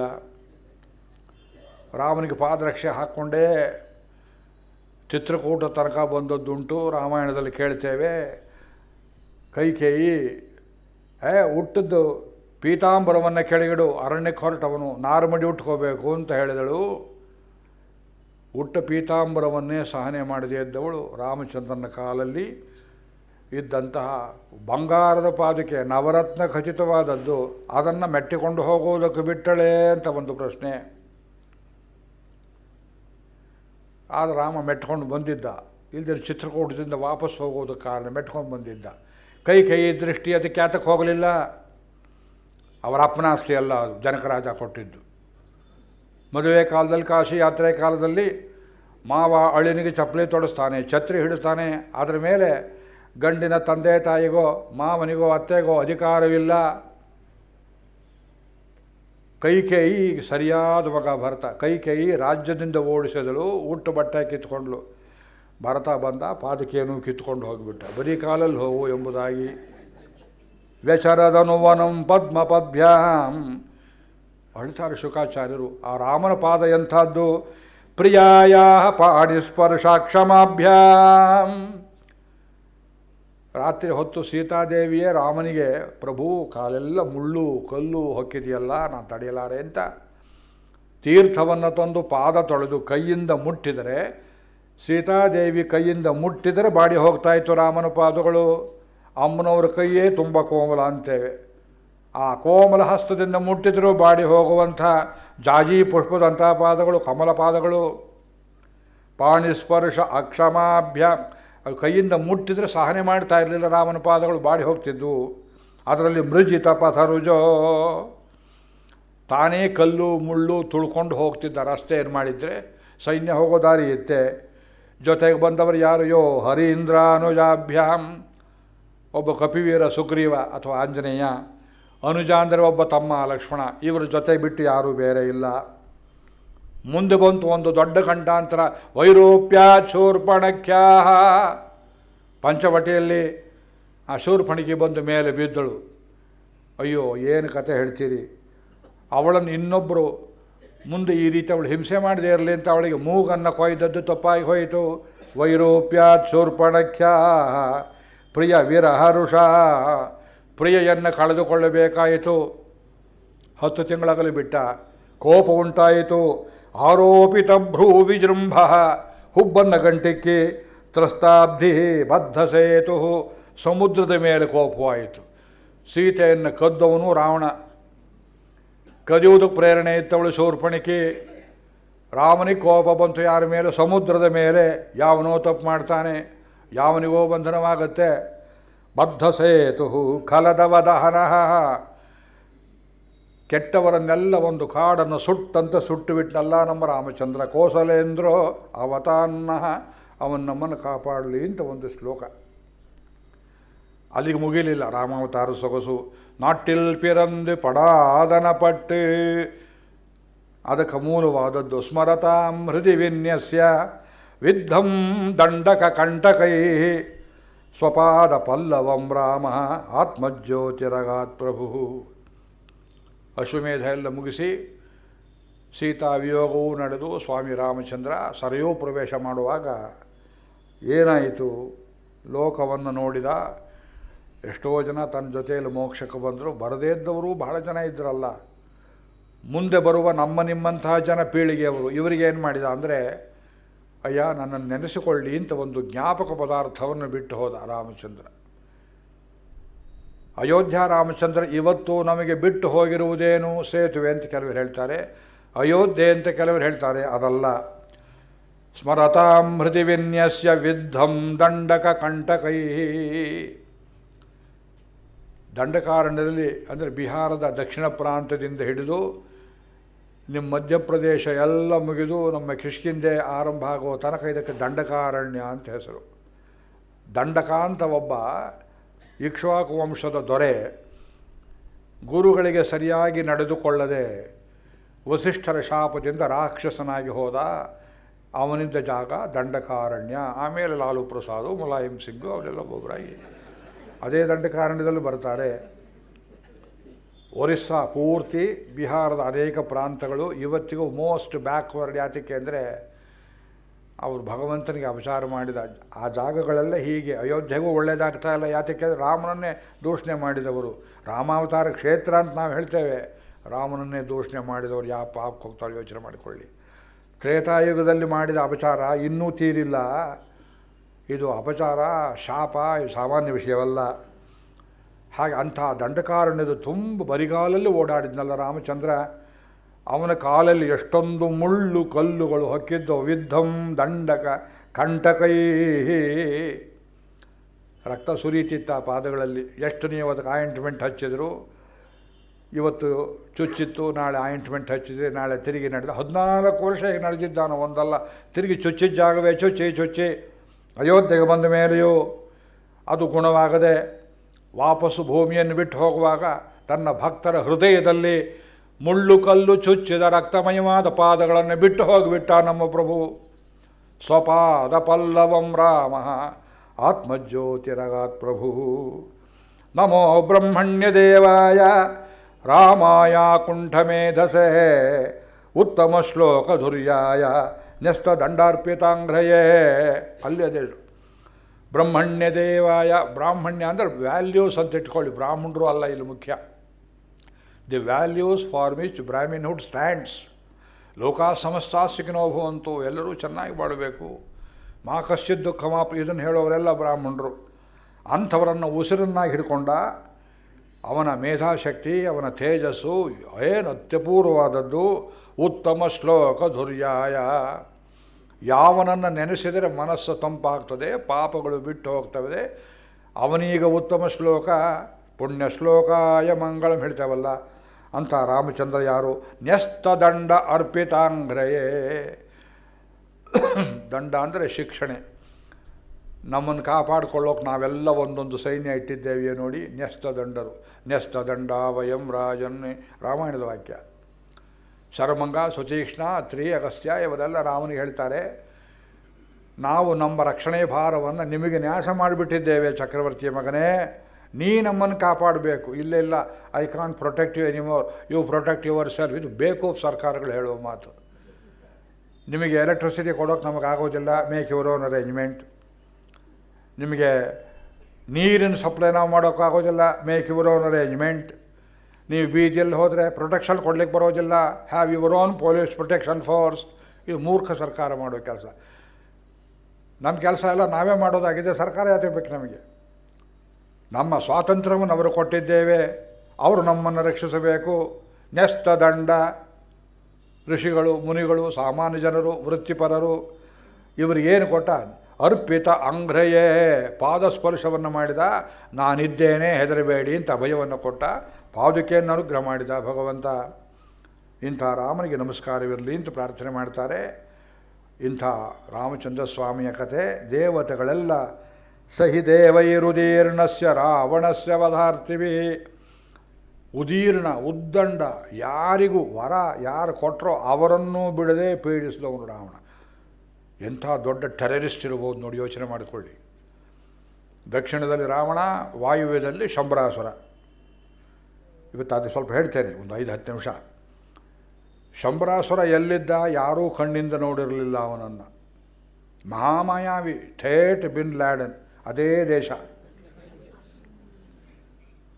ಈ ವಾಯವ್ಯ ಪ್ರಾಂತ ಅಂದರೆ ಭಾರತೀಯರು ಯಾವತ್ತೂ ಶತ್ರುಗಳು ನಮ್ಮ ದೇಶವನ್ನು ಹಾಳು ಮಾಡಿಕೊಂಡು ಬಂದಂತಹ ಜಾಗವೇ ಅದು. ಬಾಬರ್ ಬಂದಿದ್ದಲ್ಲಿಂದ, ಚಂಗೀಸ್ ಖಾನ್ ಬಂದಿದ್ದಲ್ಲಿಂದ, ತೈಮೂರ್ ಬಂದಿದ್ದಲ್ಲಿಂದ, ಮಹಮ್ಮದ್ ಘೋರಿ ಬಂದಿದ್ದಲ್ಲಿಂದ, ಗಜ್ನಿ ಮಹಮ್ಮದ್ ಬಂದದ್ದಲ್ಲಿಂದ. ಇವತ್ತಿಗೂ ನಮಗೆ ಭಯ ಇರುವುದು ಅಲ್ಲಿಂದಲೇ. ಋಷಿ ಮುನಿಗಳು ಹುಟ್ಟಿದ ನಮ್ಮ ನಾಡನ್ನೇ ಒಂದು ಭಾಗ ಹಿಡಿದು ಕಿತ್ತಿಟ್ಟುಕೊಂಡಿದ್ದಾರೆ ಪಾಕಿಸ್ತಾನ ಅಂತ ಮಾಡಿ. ಕಾಶ್ಮೀರ್ ಲಿಬರೇಷನ್ ಅಲ್ಲ, you have to liberate Pakistan, then only you will be peaceful. ಅಲ್ಲಿ ಋಷಿಗಳು ಮುನಿಗಳು ಆಶ್ರಮ ಇದ್ದುಕೊಂಡು ಅವ್ರನ್ನೆಲ್ಲ ವಾಪಸ್ ನಮ್ಮ ಧರ್ಮಕ್ಕೆ ತಗೋಬೇಕು. ಅವರಿಗೆ ಅಸುರರು ಪಶ್ಚಿಮದಲ್ಲಿ ಕೊಡ್ತಕ್ಕಂತಹ ಸಹಾಯಾದಿಗಳೆಲ್ಲ ನಿಲ್ಲಿಸುವಂತೆ ಭಗವಂತ ಅನುಗ್ರಹ ಮಾಡಬೇಕು. ವಾಯವ್ಯ ಪ್ರಾಂತ ಸುಭಿಕ್ಷವಾದ ಹೊರತು ಈ ನಾಡಿಗೆ ಕ್ಷೇಮವಿಲ್ಲ. ಅಲ್ಲಿ ಶಂಬರಾಸುರ. ಶಂಬರಾಸುರ ಯಾರೋ ಅವನಂತೆ ಎಷ್ಟು ಜನ ಇದ್ದರೂ ಶಂಭೂಕನಾಗಿ ಗೊತ್ತಿಲ್ಲ. ಒಬ್ಬ ಸತ್ರ ಒಬ್ಬ ಜಾಗಕ್ಕೆ ಬರ್ತಿದ್ದ ಪಟ್ಟಕ್ಕೆ ಏರುವಂತೆ. ಬಿನ್ ಲ್ಯಾಡನ್ ಸತ್ತು ಹೋದ ಅಂತ ಕೆಲವರು ಹೇಳ್ತಾರೆ, ಬದುಕಿದ್ದಾನೆ ಅಂತ ಕೆಲವರು ಹೇಳ್ತಾರೆ. ಆ ಟೇಪು ಗೀಪು CD ಸರ್ಕ್ಯುಲೇಟ್ ಮಾಡ್ತಾ ಇದ್ದಾರೆ. ಅವನು ಬದುಕಿದ್ದಾನೆಯೋ ಗೊತ್ತಿದ್ದ, ಅವನು ಸತ್ತಿದ್ದಾನೆಯೋ ಅವನಿಗೂ ಗೊತ್ತಿಲ್ಲ ಅನ್ನುವಷ್ಟರ ಮಟ್ಟಿಗೆ ಅವನ ಸೈನ್ಯ ಆವಾಗ ಟ್ಯಾಲಿಬನ್ ಅಂತ ಹೇಳ್ತೀವಿ. ಶಂಬರಾಸುರನ ಮಾಯೆ. ಶಂಬರಾಸುರನ ಮಾಯಾವಿದ್ಯೆಗಳು, ಮೋಸವಿದ್ಯೆಗಳು, ಕೂಟನೀತಿಗಳು ಎಲ್ಲಿ ತನಕ ಇದ್ದವು ಅಂದರೆ ಮಂಥರೆಯ ಬೆನ್ನಿನ ಡುಬ್ಬಿನವರೆಗೆ ಇದ್ದವು ಮೋಸದ ವಿದ್ಯೆಗಳು. ಜ್ಞಾಪಕ ಇಟ್ಕೊಳ್ಳಿ. ಮಂತ್ರ ಏನು ಸಾಮಾನ್ಯ ಅಂತ ತಿಳಿಬೇಡಿ, ಮನಮುರುಕಿ ಅಂತ ತಿಳಿಬೇಡಿ. ರಾಮಾಯಣದ ಕಥೆಯನ್ನು ಅಡ್ಡಹಾರಿಗೆ ಹಿಡಿಸಿದವಳು ಮಂಥರೆ, ಮಹಾಭಾರತ ಕಥೆಯನ್ನು ಅಡ್ಡಹಾರಿಗೆ ಹಿಡಿಸಿದವನು ಶಕುನಿ. ಇಬ್ಬರು ಅದೇ ಪ್ರಾಂತದವರು, ಇಬ್ಬರು ಶಂಬರಾಸುರನ ಮಾಯೆಗಳನ್ನೇ ಅನುಸರಣೆ ಮಾಡಿದವರು. ಅವರನ್ನು ಸದೆಬಡಿಯುವುದಕ್ಕೆ ಚಿಕ್ಕ ವಯಸ್ಸಿನಿಂದ ದಶರಥನ ಸ್ನೇಹವನ್ನು ದೇವತೆಗಳೂ ಬಯಸಿದರು. ಇಂದ್ರಾದಿ ದೇವತೆಗಳೆಲ್ಲ ನೋಡಿದರು, ಈ ಶಂಬರಾಸುರನ ಹಿಡಿಯೋದು ಹಾಕಪ್ಪ, ಅವನ ಕೈಗೆ ಸಿಕ್ಕೋದಿಲ್ಲ. ಇಷ್ಟೆಲ್ಲ ಅವಾಂತರ ಮಾಡಿದ ಬುಷ್ ಸಾಹೇಬ, ಸಿಕ್ಕಿದ್ನ ನೋಡಿ ಅವನು. ಬುಷ್ ಸಿಗ್ತಾನೆ ಬೇಕಾದ್ರೆ ಈಗ, ಅವನು ಸಿಕ್ಕೋದಿಲ್ಲ ಕೈಗೆ. ಇದು 2ನೇ ವಿಯೆಟ್ನಾಂ ಯುದ್ಧ ಆಗುತ್ತೆ, ಅಮೆರಿಕಾನ ಮುಳುಗಿಸುತ್ತೆ ಅನ್ನೋ ಸಮಾಚಾರ ಇವತ್ತು ಪತ್ರಿಕೆಯಲ್ಲಿ ಹಾಕಿದ್ದಾರೆ.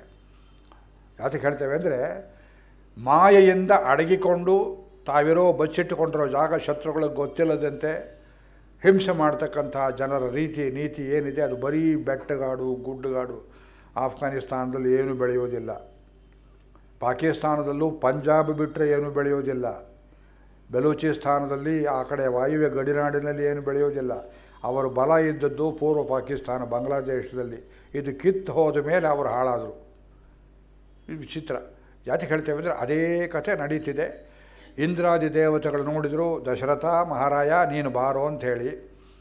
ಅವನಿಗೆ ಪಟ್ಟಾಭಿಷೇಕ ಆದ ಹೊಸದರಿಂದ 18-20ನೇ ವರ್ಷದಿಂದ ಹಿಡಿದು ಇವನು 60,000 ವರ್ಷದ ಮುದುಕನಾಗುವ ತನಕ ದಶರಥನ ಕ್ಷೇತ್ರವೆಲ್ಲ ವಾಯುವ್ಯದ ಗಡಿಯಾಗಿ ಹೋಯಿತು. 18ರಿಂದ 60 ವರ್ಷ ಅಂದರೆ ಎಷ್ಟು ವರ್ಷ ಆಯಿತು? 42 ವರ್ಷ.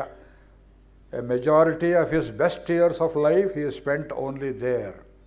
ಅದರ ಫಲ ಏನು? ದಕ್ಷಿಣ ಭಾರತದ ಕಡೆಗೆ ಇವನ ಲಕ್ಷ್ಯ ಹೋಗಲಿಲ್ಲ. ಇಲ್ಲಿ ರಾವಣ ಕೊಬ್ಬಿದ.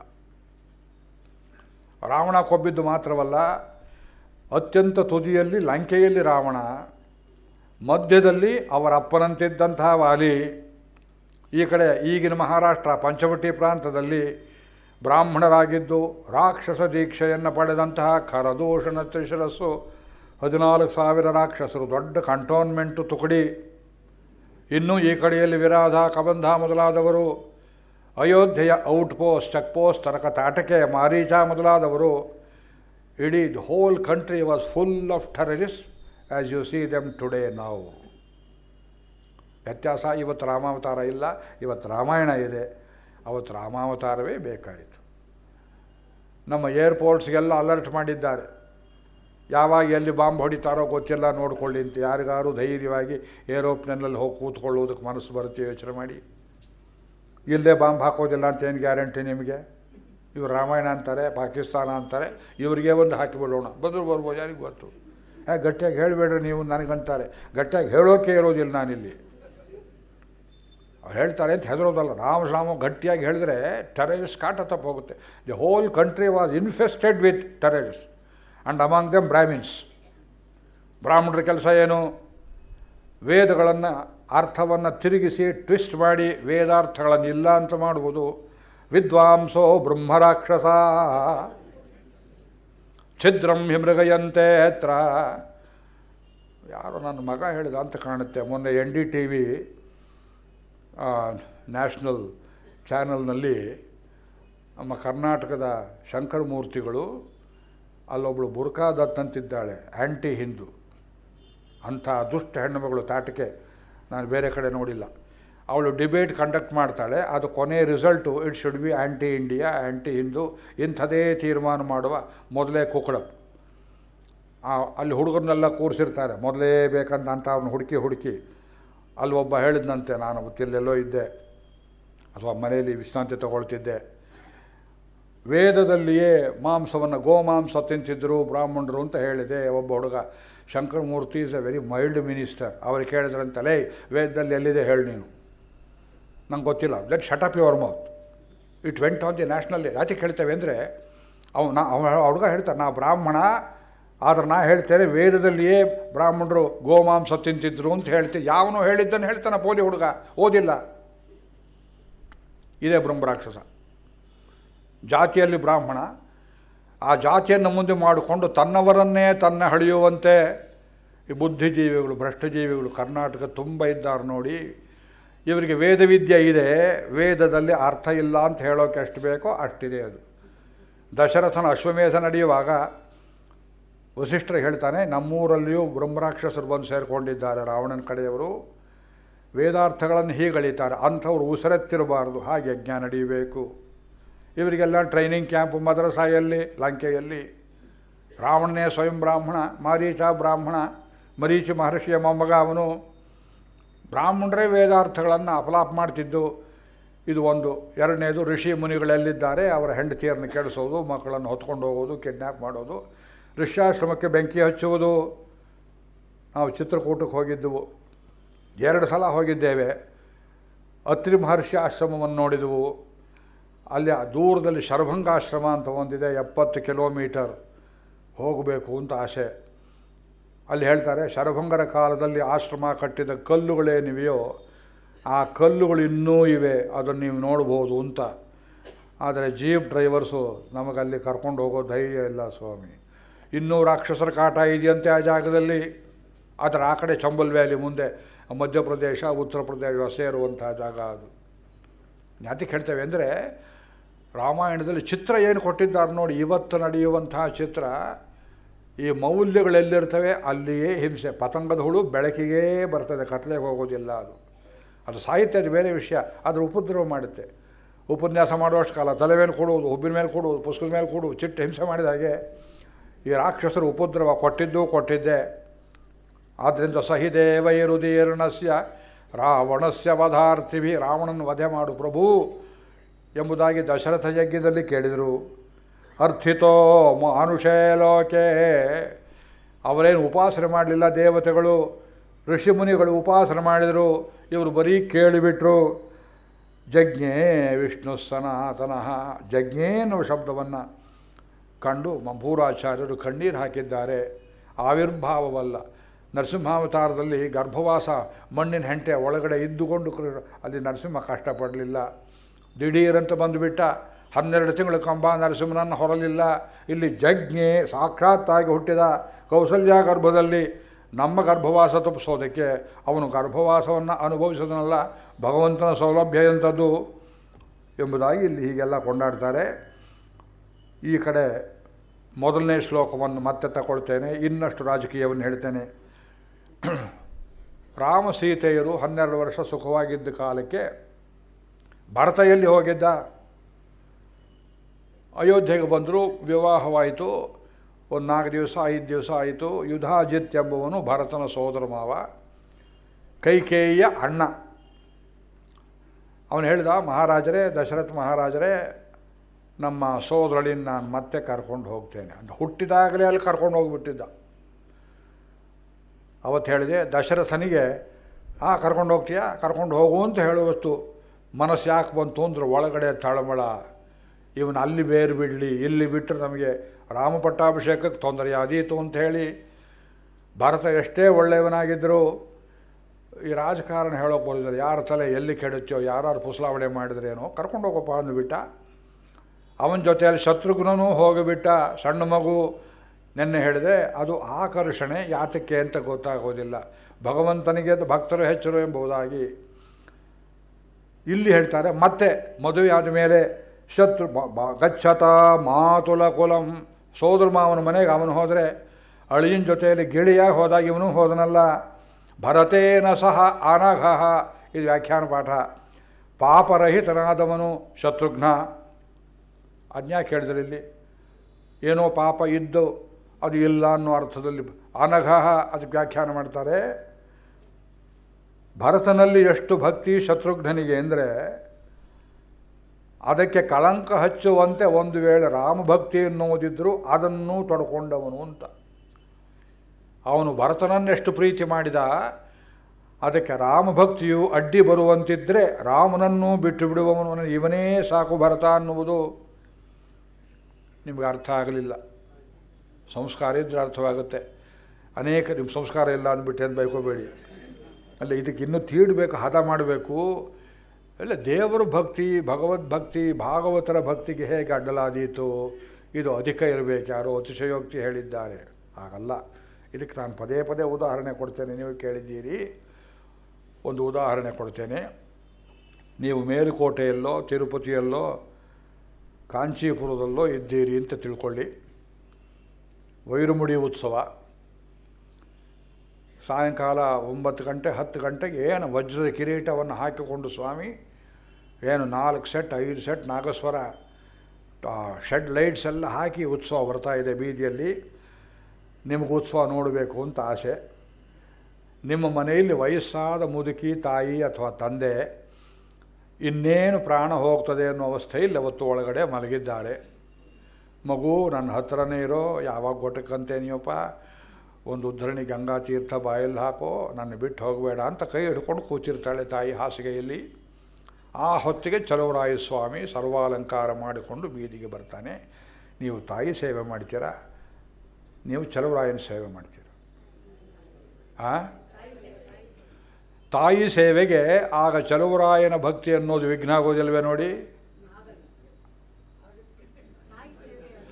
ತಾಯಿ ಸೇವೆ ಮಾಡುವ ಸಂದರ್ಭದಲ್ಲಿ ಈ ತಾಯಿ ಸಾಯೋದಿಲ್ಲ, ಬದುಕೋದು ಇಲ್ಲ, ಇದ್ದೇ ಇದೆ, ಇದರ ಹಣೆ ಬರಹ ಅಂದುಕೊಂಡು ಒಂದು ಕ್ಷಣ ನೀವು ಚಲುವರಾಯನ ನೋಡ್ಕೊಂಬರ್ತೇನೆ ಅಂತ ಹೋಗಿ ಬರುವಷ್ಟರಲ್ಲಿ ಅವಳು ಗೊಟ್ಟಕ್ಕಂದಿದ್ರೆ ನಿಮಗತಿ ಏನು? ಬದುಕಿರೋ ತನಕ ನಿಮಗೆ ಮನಸ್ಸಿಗೆ ತೃಪ್ತಿ ಬರೋದಿಲ್ಲ. ಕೊನೆ ಗಳಿಗೆಯಲ್ಲಿ ಅವಳಷ್ಟು ಗೋಗರ್ದ್ಲು ಹತ್ತಿರ ಇರಲಿಲ್ಲವಲ್ಲ ಅಂತ ಅನೇಕರು ತಂದೆ ತಾಯಿಗೆ ಸೇವೆ ಮಾಡಲಿಲ್ವಲ್ಲ ಅನ್ನುವ ಕೊರತೆಯನ್ನು ಬದುಕಿನ ಉದ್ದಕ್ಕೂ ಅನುಭವಿಸಿದ್ದನ್ನು ಕಂಡಿದ್ದೇನೆ. ನಮ್ಮ ತಂದೆ ಹೇಳೋರು, ನಮ್ಮಪ್ಪನಿಗೆ ನಾನು ಸೇವೆ ಮಾಡಲಿಲ್ಲ, ನನ್ನ ಮಕ್ಕಳ ಕೈಯಲ್ಲಿ ನಾನು ಮಾಡಿಸ್ಕೊಳ್ಳೋ ಭಾಗ್ಯ ಇಲ್ಲ. ಯಾತಕ್ಕಿಲ್ಲ? ನಮ್ಮ ತಾತ ಹೋದಾಗ ನಮ್ಮ ತಂದೆಗೆ 5 ವರ್ಷ ವಯಸ್ಸು. ಅವರು ಟಿ ನರಸೀಪುರದಲ್ಲಿ ಸೋದರಿ ಮನೆಯಲ್ಲಿ ಪ್ರಾಣ ಬಿಟ್ಟರು. ನಮ್ಮ ತಂದೆಗೆ ಸಮಾಚಾರವೇ ತಿಳಿಲಿಲ್ಲ. ಇನ್ಯಾರೋ ಅಲ್ಲಿ ಉತ್ತರ ಕ್ರಿಯೆ ಮಾಡಿದರು. ನನ್ನ ಮಕ್ಕಳ ಕೈಯಲ್ಲಿ ಸೇವೆ ಮಾಡಿಸ್ಕೊಳ್ಳೋದಿಲ್ಲ. ಕೊನೆ ತನಕ ಹೇಳ್ತಿದ್ರು ನಮ್ಮ ತಂದೆ. ಬೇಕಂತ ಮಾಡಿದ್ದಲ್ಲ, ಕರ್ಮ ಅದು, ಏನು ಮಾಡೋಕ್ಕಾಗೋಲ್ಲ. ನಿಮ್ಮ ತಾಯಿ ಪ್ರಾಣ ಬಿಡ್ತಿರ್ತಾಳೆ, ನೀವಲ್ಲಿ ಕೂತಿರ್ತೀರಿ. ಚಲುವರಾಯ ಅಲ್ಲ, ಬೇಕಾದ ಪರಮಪದನಾಥನೇ ಸಾಕ್ಷಾತ್ತಾಗಿ ಇಳಿದು ಬಂದರು. ಆ ಹೊತ್ತಲ್ಲಿ ಮಾತೃಭಕ್ತಿಗೆ ಪಿತೃಭಕ್ತಿಗೆ ಭಗವದ್ಭಕ್ತಿ ಎಂಬುದು ಹೇಗೆ ಅಡ್ಡಿಯಾಗ್ತದೆಯೋ ಆ ರೀತಿ ಇವನು ರಾಮನನ್ನೂ ಮೀರಿ ಭರತನನ್ನೇ ಪರದೈವ ಅಂತ ತಿಳಿದವನು. ಭಾಗವತ ಭಕ್ತಿಯ ಸ್ವರೂಪ. ಶತ್ರುಘ್ನೋ ನಿತ್ಯ ಶತ್ರುಘ್ನ ನೀತಃ ಪ್ರೀತಿ ಪುರಸ್ಕೃತ. ಪ್ರೀತಿಯಿಂದ ಇವನು ಅವನನ್ನು ಕರೆದೊಯ್ದ. ನೀತಃ ಆನೀತಃ, ಹೇಗೆ ಪಂಜರದ ಗಿಣಿಯನ್ನು ತಗೊಂಡು ಹೋಗುವಂತೆ, ಬೆಳೆಸಿದ ಬೆಕ್ಕನ್ನು ಕೈಯಲ್ಲಿ ತಗೊಂಡು ಹೋಗುವಂತೆ. ಶತ್ರುಘ್ನ ಬರ್ತೀಯೇನೋ ಅಂತ ಇವನು ಕೇಳಲಿಲ್ಲ. ಅಣ್ಣ ನನ್ನ ಕರ್ಕೊಂಡು ಹೋಗ್ತೀಯ ಅಂತ ಅವನು ಕೇಳಲಿಲ್ಲ. ಅಮ್ಮ ಸುಮಿತ್ರೆ ನಿನ್ನ ಮಗನನ್ನು ಕರ್ಕೊಂಡು ಹೋಗಲಿಲ್ಲ ಅಂತ ಭರತ ಕೇಳಲಿಲ್ಲ. ಅಮ್ಮ ನಾವು ಹೋಗಿ ಬರಲ್ಲ ಅಂತ ಇವನು ಕೇಳಲಿಲ್ಲ. ಅಂಡರ್ಸ್ಟುಡ್. ಇವನು ಹೊರಟು, ಅವನು ಹೊರಟು ಬಿಟ್ಟ. ರಾಮನನ್ನು ಕೊಡು ಅಂತ ಕೇಳಿದ್ರು ವಿಶ್ವಾಮಿತ್ರರು. ಲಕ್ಷ್ಮಣ ತಾನೇ ಹೊರಟ, ಬರಲೇ ಅಂತ ಕೇಳಲಿಲ್ಲ, ಅಮ್ಮನನ್ನು ಕೇಳಲಿಲ್ಲ. ಹೇಗೆ ಅಂದರೆ ಅಂಡರ್ಸ್ಟುಡ್ ಅದು. ಯತ್ರ ರಾಮೋ ಸ ಲಕ್ಷ್ಮಣ. ರಾಮ ಇದ್ದ ಕಡೆ ಲಕ್ಷ್ಮಣ, ಭರತ ಇದ್ದ ಕಡೆ ಶತ್ರುಘ್ನ. ವಿಭೀಷಣ ಹೇಳ್ತಾನೆ ಅಣ್ಣನಿಗೆ, ನೋಡು ಎಷ್ಟು ಬುದ್ಧಿ ಹೇಳಿದ್ರು ಕೇಳಲಿಲ್ಲ ಮೂರ್ಖ. ಮರಣದಲ್ಲಿರೋನಿಗೆ ಅಮೃತ ರುಚಿ ಬರೋದಿಲ್ಲ. ನಾ ರಾಮನ ಹತ್ರನೇ ಹೋಗ್ತಾನೆ. ಯತ್ರ ರಾಮೋ ಸ ಲಕ್ಷ್ಮಣ. ಲಕ್ಷ್ಮಣ ಜೊತೆಯಲ್ಲಿದ್ದಾನೆ ಎನ್ನುವ ಮಾತು ಜಗತ್ ಪ್ರಸಿದ್ಧಿ ಹೇಗೋ, ಭರತ ಇದ್ದ ಕಡೆ ಶತ್ರುಘ್ನ ಅನ್ನೋದು ಅಷ್ಟು ಪ್ರಸಿದ್ಧಿ, ಗುರು ಶಿಷ್ಯರಿದ್ದಂತೆ. ಆದ್ದರಿಂದ ಅಲ್ಲಿಗೆ ಹೊರಟ. ಇದು ಒಂದು ಭಾಗ. ಇಲ್ಲಿ ಚಿಕ್ಕ ತಾಯಿ ಕೈಕೇಯಿಯನ್ನು ಯಾಕೆ ಕೇಳಲಿಲ್ಲ ಭರತ? ಇದು ಕಥೆ ಹೇಳಬೇಕೀಗ. ಒಬ್ಬನೇ ಮಗ ತಾಯಿಗೆ, ಅಮ್ಮ ಸೋದರ ಮಾವ ಕರೀತಾ ಇದ್ದಾನೆ, ನಾ ಹೋಗಿ ಬರಲೆ, ಈಗಲೂ ಕೇಳಲಿಲ್ಲ. ಚಿಕ್ಕ ಮಗುವಾಗಿದ್ದಾಗ, ಬುದ್ಧಿ ಬರದೇ ಇದ್ದಾಗ, ಸೋದರ ಮಾವ ಕರ್ಕೊಂಡು ಹೋಗುವಾಗ ತಾಯಿಯೇ ಹೇಳಬೇಕಾಗಿತ್ತು, ನನಗೊಬ್ಬನೇ ಮಗ ಕಾಣೋ, ನೀ ಕರ್ಕೊಂಡು ಹೋಗಬೇಡ ಕಾಣೋ ಅಂತ ಅಣ್ಣನಿಗೆ ಕೇಳ್ಬೋದಾಗಿತ್ತು. ಆಗಲೂ ಕೇಳಲಿಲ್ಲ, ಈಗಲೂ ಕೇಳಲಿಲ್ಲ. ಇದೆಂಥ ತಾಯಿ ಇದು? ಒಬ್ಬನೇ ಮಗನನ್ನು ಹಡೆದ ತಾಯಿ ದತ್ತುವನ್ನು ಕೊಡೋದಿಲ್ಲ. ಎಂಥ ಕೆಟ್ಟ ತಾಯಿಯಾಗಿದ್ದರೂ ಮಗನ ಮೇಲೆ ಪ್ರೀತಿ ಅಂತ ಇರ್ತದೆ. ಇದು ಅಬ್ನಾರ್ಮಲ್ ಮದರ್ ಕೈಕೇಯಿ. ಇದನ್ನು ನೀವು ತಿಳ್ಕೊಳ್ದೇ ಇದ್ದರೆ ಮುಂದೆ ಅವಳು ತಂದು ಒಡ್ಡುವ ಅನರ್ಥಕ್ಕೆ ನಿಮಗೆ ಬ್ಯಾಕ್ಗ್ರೌಂಡು ಬರೋದಿಲ್ಲ. ಕೈಕೇಯಿ ಚರಿತ್ರೆ ನೀವು ತಿಳ್ಕೋಬೇಕು. ಸುಮ್ಮನೆ ಅವಳಿಗೆ ಟಿಂಚರು ಬಣ್ಣ ಬೆಳೆದು ಅವಳು ಒಳ್ಳೆಯವಳು, ಮಂಥರೆ ಒಳ್ಳೆಯವಳು, ಎಲ್ಲರೂ ಒಳ್ಳೆಯವರು, ಇದು ಮಾಡೋದ್ರಿಂದ ನಿಮಗೆ ರಾಮಾಯಣ ತತ್ವಾರ್ಥ ಸಿಕ್ಕೋದಿಲ್ಲ. ಲೋಕದಲ್ಲಿ ಎಲ್ಲರೂ ಒಳ್ಳೆಯವರು ಅಂತ ಹೇಳೋದು ನನಗೇನು ಕಷ್ಟ ಅಲ್ಲ. ಇಲ್ಲಿ ತತ್ವಾರ್ಥವಿದೆ, ರಾಮಾಯಣದಲ್ಲಿ ತತ್ವಾರ್ಥವಿದೆ ಮತ್ತು ಮನುಷ್ಯ ಸಹಜ ಚಿತ್ರಣವಿದೆ. ನೆನ್ನೆ ಹೇಳಿದೆ, ದಶರಥನಿಗೆ ಇವಳಿಗೆ ಸುಮಾರು 40 ವರ್ಷ ವಯಸ್ಸಿನ ಅಂತರವಿತ್ತು. ಸತ್ಯವಾಗಿ ನಿಮಗೊಂದು ಪ್ರಶ್ನೆ ಕೇಳ್ತೇನೆ, ಸ್ತ್ರೀಯರಿಗೆ, ಇದೇನು ಎಲ್ಲಿಂದ ನಮ್ಮನೆಗೆ ಬರ್ತಲ್ಲ ರಾಮಾಯಣ ಅಂತ ತಿಳ್ಕೊಬೇಡಿ. 20 ವಯಸ್ಸಿನ ಹುಡುಗಿ ನೀವಿದ್ದು 60 ವಯಸ್ಸಿಗೆ ಒಂದು ಗಂಡನನ್ನು ನಿಮ್ಮ ತಂದೆ ತಾಯಿ ನೋಡಿ ಗಂಟು ಹಾಕಿದರೆ ನೀವು ಒಪ್ಕೋತಾ ಇದ್ರ? ಒಪ್ತಿದ್ರೆ ಯಾರೊಬ್ಬರು? ಅಮ್ಮ ಧೈರ್ಯ ಮಾಡಿ ಹೇಳಿಮ್ಮ, ಯಾಕಮ್ಮ ರೆಕಾರ್ಡಾಗಿ ತಿಳ್ಕೊಬೇಡಿ. 40 ವರ್ಷದ ಅಂತರದ ಪುರುಷನನ್ನು ಬಹಳ ಅಂದರೆ ತಂದೆ ಅನ್ಬೋದು, ದೊಡ್ಡಪ್ಪ ಅನ್ಬೋದು, ಗಂಡನ ಭಾವನೆಯನ್ನು ನೋಡುವುದು ಕಷ್ಟ. ಮತ್ತು ಕೈಕೇಯಾತಕ್ಕೆ ಒಪ್ಪಿದ್ಲ ವಿವಾಹಕ್ಕೆ. ಕುರುಡನಾದ ಗಂಡನನ್ನು ಗಾಂಧಾರಿಯಾತಕ್ಕೆ ಒಪ್ಪಿದಳು. ಚಕ್ರವರ್ತಿನಿ ಅಂತ ಪದವಿ ಸಿಗ್ತದೆ ಅನ್ನೋ ಆಶೆಗೆ ಒಪ್ಪಿದಳು. ಮತ್ತು ಕಣ್ಣಿಗೆ ಬಟ್ಟೆ ಹಾಕಿ ಕಟ್ಕೊಂಡ್ಳು. ಗಂಡ ಕುರುಡ, ಅವನನ್ನು ನೋಡಬಾರದು ಅನ್ನುವ ಅಸಭ್ಯ ಭಾವನೆಯಿಂದ ಕಟ್ಕೊಂಡ್ರು ಅಂತ ಒಬ್ಬರು ಕಾದಂಬರಿಕಾರರು ಬರೆದಿಟ್ಟಿದ್ದಾರೆ. ಪರ್ವ ಅಂತ ಒಂದು ಕಾದಂಬರಿ, ನಮ್ಮ ಸ್ನೇಹಿತರವರು. ಈಗ ಯಾಕಪ್ಪ ಬರೆದ್ರಿ? ಮಹಾಭಾರತ ಓದಿಲ್ಲ. ಆ ಗಾಂಧಾರಿ ಕಡೆಯವರು ಹೇಳಿದರು, ಬೇಡಮ್ಮ, ಅವ್ನು ಕುರುಡ ದೊರೆ ಭೀಷ್ಮ ಏನೋ ಹೇಳಿ ಕಳಿಸಿದ್ದಾನೆ, ನೀನು ನೋಡೋಕೆ ಚೆನ್ನಾಗಿದ್ದೀಯ, ಅದು ಯಾಕೆ ಬೇಕು ನಿನಗೆ? ಅವಳು ಸ್ವಂತ ಇಚ್ಛೆಯಿಂದ ಮದುವೆ ಆದಳು ಅಂತ ಬರೆದಿದ್ದಾರೆ ವೇದವ್ಯಾಸರು. ಈ ವಾಕ್ಯ ಬಿಟ್ಟು ನೀವು ಅಸಹ್ಯವಾದ ಗಂಡ ಬೇಡ ಅಂತ ಕಣ್ಣಿಗೆ ಪಟ್ಟಿ ಕಟ್ಕೊಂಡ್ಲು, ಹಾಗಲ್ಲ ಮೂಲ ಗ್ರಂಥದಲ್ಲಿ ಆಶಯ. ಕುರುಡಾದ್ರೇನು ಚಕ್ರವರ್ತಿನಿ ಆಗ್ಬೋದಲ್ಲ. ಆ ಇಡೀ ರಾಷ್ಟ್ರಕ್ಕೆ ಇದು ಕ್ಷುಲ್ಲಕ ಆಸೆಗೆ ಏನು ಬೇಕಾದ್ರೂ ಮಾಡ್ತಾರೆ. ಚರಣ್ ಸಿಂಗ್ ಅಂತ ಒಬ್ಬರಿದ್ದರು, Indira Charan Singh.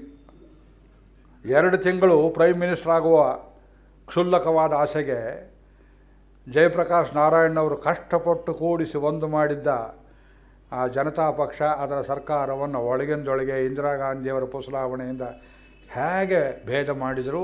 Very great experiment filed because of one mans interest. ಅದೊಂದೇ ಅಲ್ಲ, ಆಮೇಲೆ 8 ತಿಂಗಳು 10 ತಿಂಗಳು ಪ್ರೈಮ್ ಮಿನಿಸ್ಟರ್ ಆಗಿ ಕಸಬರಿಗೆ ಕಸಕ್ಕಿಂತ ಕಡೆಯಾಗಿರೋರು ಇನ್ನೂ 5-6 ಜನ ಇದ್ದಾರೆ. ಒಬ್ಬರಿಗೆ ಮಲಮೂತ್ರ ವಿಸರ್ಜನೆ ಮಾಡುವುದಕ್ಕೂ ಸರ್ಕಾರದ ಖರ್ಚು ಬೇಕು. ಭಾರೀ ಕಿತಾಪತಿ. ಡಯಾಲಿಸಿಸ್ ಮಾಡಿದ್ದೆ, ಅವರು ಪ್ರಾಣ ಹೋಗ್ತಿಲ್ಲ, ಸರ್ಕಾರದ ಬೊಕ್ಸ. ಇಲ್ಲ ಹೇಳಬಾರ್ದು. ನಾವು ಯಾತಕ್ಕೆ ಹೇಳ್ತೇವೆ ಅಂದರೆ, ಈ ಅಧಿಕಾರದ ಆಸೆ ಅನ್ನುವುದು ಯಾರನ್ನು ಏನು ಬೇಕಾದರೂ ಮಾಡುವ ಒಂದು ಪ್ರಚೋದನೆಯನ್ನು ಕೊಡ್ತದೆ. ಕೈಕೇಯಿ ಮದುವೆಯಾದಳು ದಶರಥನನ್ನು, ವಯಸ್ಸಾಗಿದ್ದರೂ ಪರವಾಗಿಲ್ಲ ಅಂತ. ಇನ್ನಷ್ಟು ಮಾಹಿತಿ ಕೊಡ್ತೇನೆ. ಕೈಕೇಯಿ ತುಂಬ ಹುಡುಗ ಬುದ್ಧಿಯವಳು, ನೋಡೋದಕ್ಕೆ ಗಾಜಿನ ಬೊಂಬೆ ಇದ್ದಾಗಿದ್ಲು. ಆ ಕಡೆಯವರು ಆಫ್ಘಾನಿಸ್ತಾನ, ಇರಾಕ್, ಇರಾನ್ ಕಡೆಯವರಿಗೆ ತೊಗಲು ಬೆಳ್ಳಗಿರ್ತದೆ. ಮಾದ್ರಿ ಮದ್ರ ದೇಶದವಳು, ಶಲ್ಯನ ಊರಿನವಳು, ಶಲ್ಯನ ತಂಗಿ. ಆ ಮದ್ರ ದೇಶ ಅಂದರೆ ಯಾವುದು ಅಂತ ಕೇಳಿದ್ರು, ಅದೇ ಇರಾಕ್, ಈಗಿನ ಇರಾಕ್ ಪ್ರಾಂತ. ಅದು ಈರಿಣ, ಅದು ಇರಾನ್ ಆಯಿತು. ಏನೂ ಬೆಳೆಯದೇ ಇರುವ ಬಂಜರು ಭೂಮಿ ಇರಿಣ ಪ್ರದೇಶ. ಸಂಸ್ಕೃತದಲ್ಲಿ ಅದು ಇರಾನ್ ದೇಶ ಇವತ್ತು ಹೇಳ್ತಾರೆ. ಸಂಸ್ಕೃತಮಯವಾದದ್ದೇ ಒಂದು ಕಡೆಯಲ್ಲಿ ಬಿಡಿ. ಈ ಕೈಕೇಯಿ ನೋಡೋದಕ್ಕೆ ಬಹಳ ಸ್ಫುರದ್ರೂಪಿ, ಅತ್ಯಂತ ಚಲುವೆ. ಆದರೆ ತಾಯಿ ಇಲ್ಲದೆ ಬೆಳೆದ ಮಗಳು. ಇದು ಒಂದು ಕಥೆ. ತಾಯಿ ಹಾಕಿರಲಿಲ್ಲ. ಇಲ್ಲೇ ಅಯೋಧ್ಯಾಕಾಂಡದಲ್ಲಿ ಬರುತ್ತೆ ಕಥೆ. ಕಲ್ಲು ಹೃದಯ ಕರಗಿದಾಗ ಅಂತ ನಾನು ಒಂದು ಕಾದಂಬರಿ ಬರೆದೆ. ಕುಂತಿ ಕಂದೆರೆದಾಗ ಒಂದು ಸೀರಿಯಲ್ ಬಂತು ತರಂಗದಲ್ಲಿ.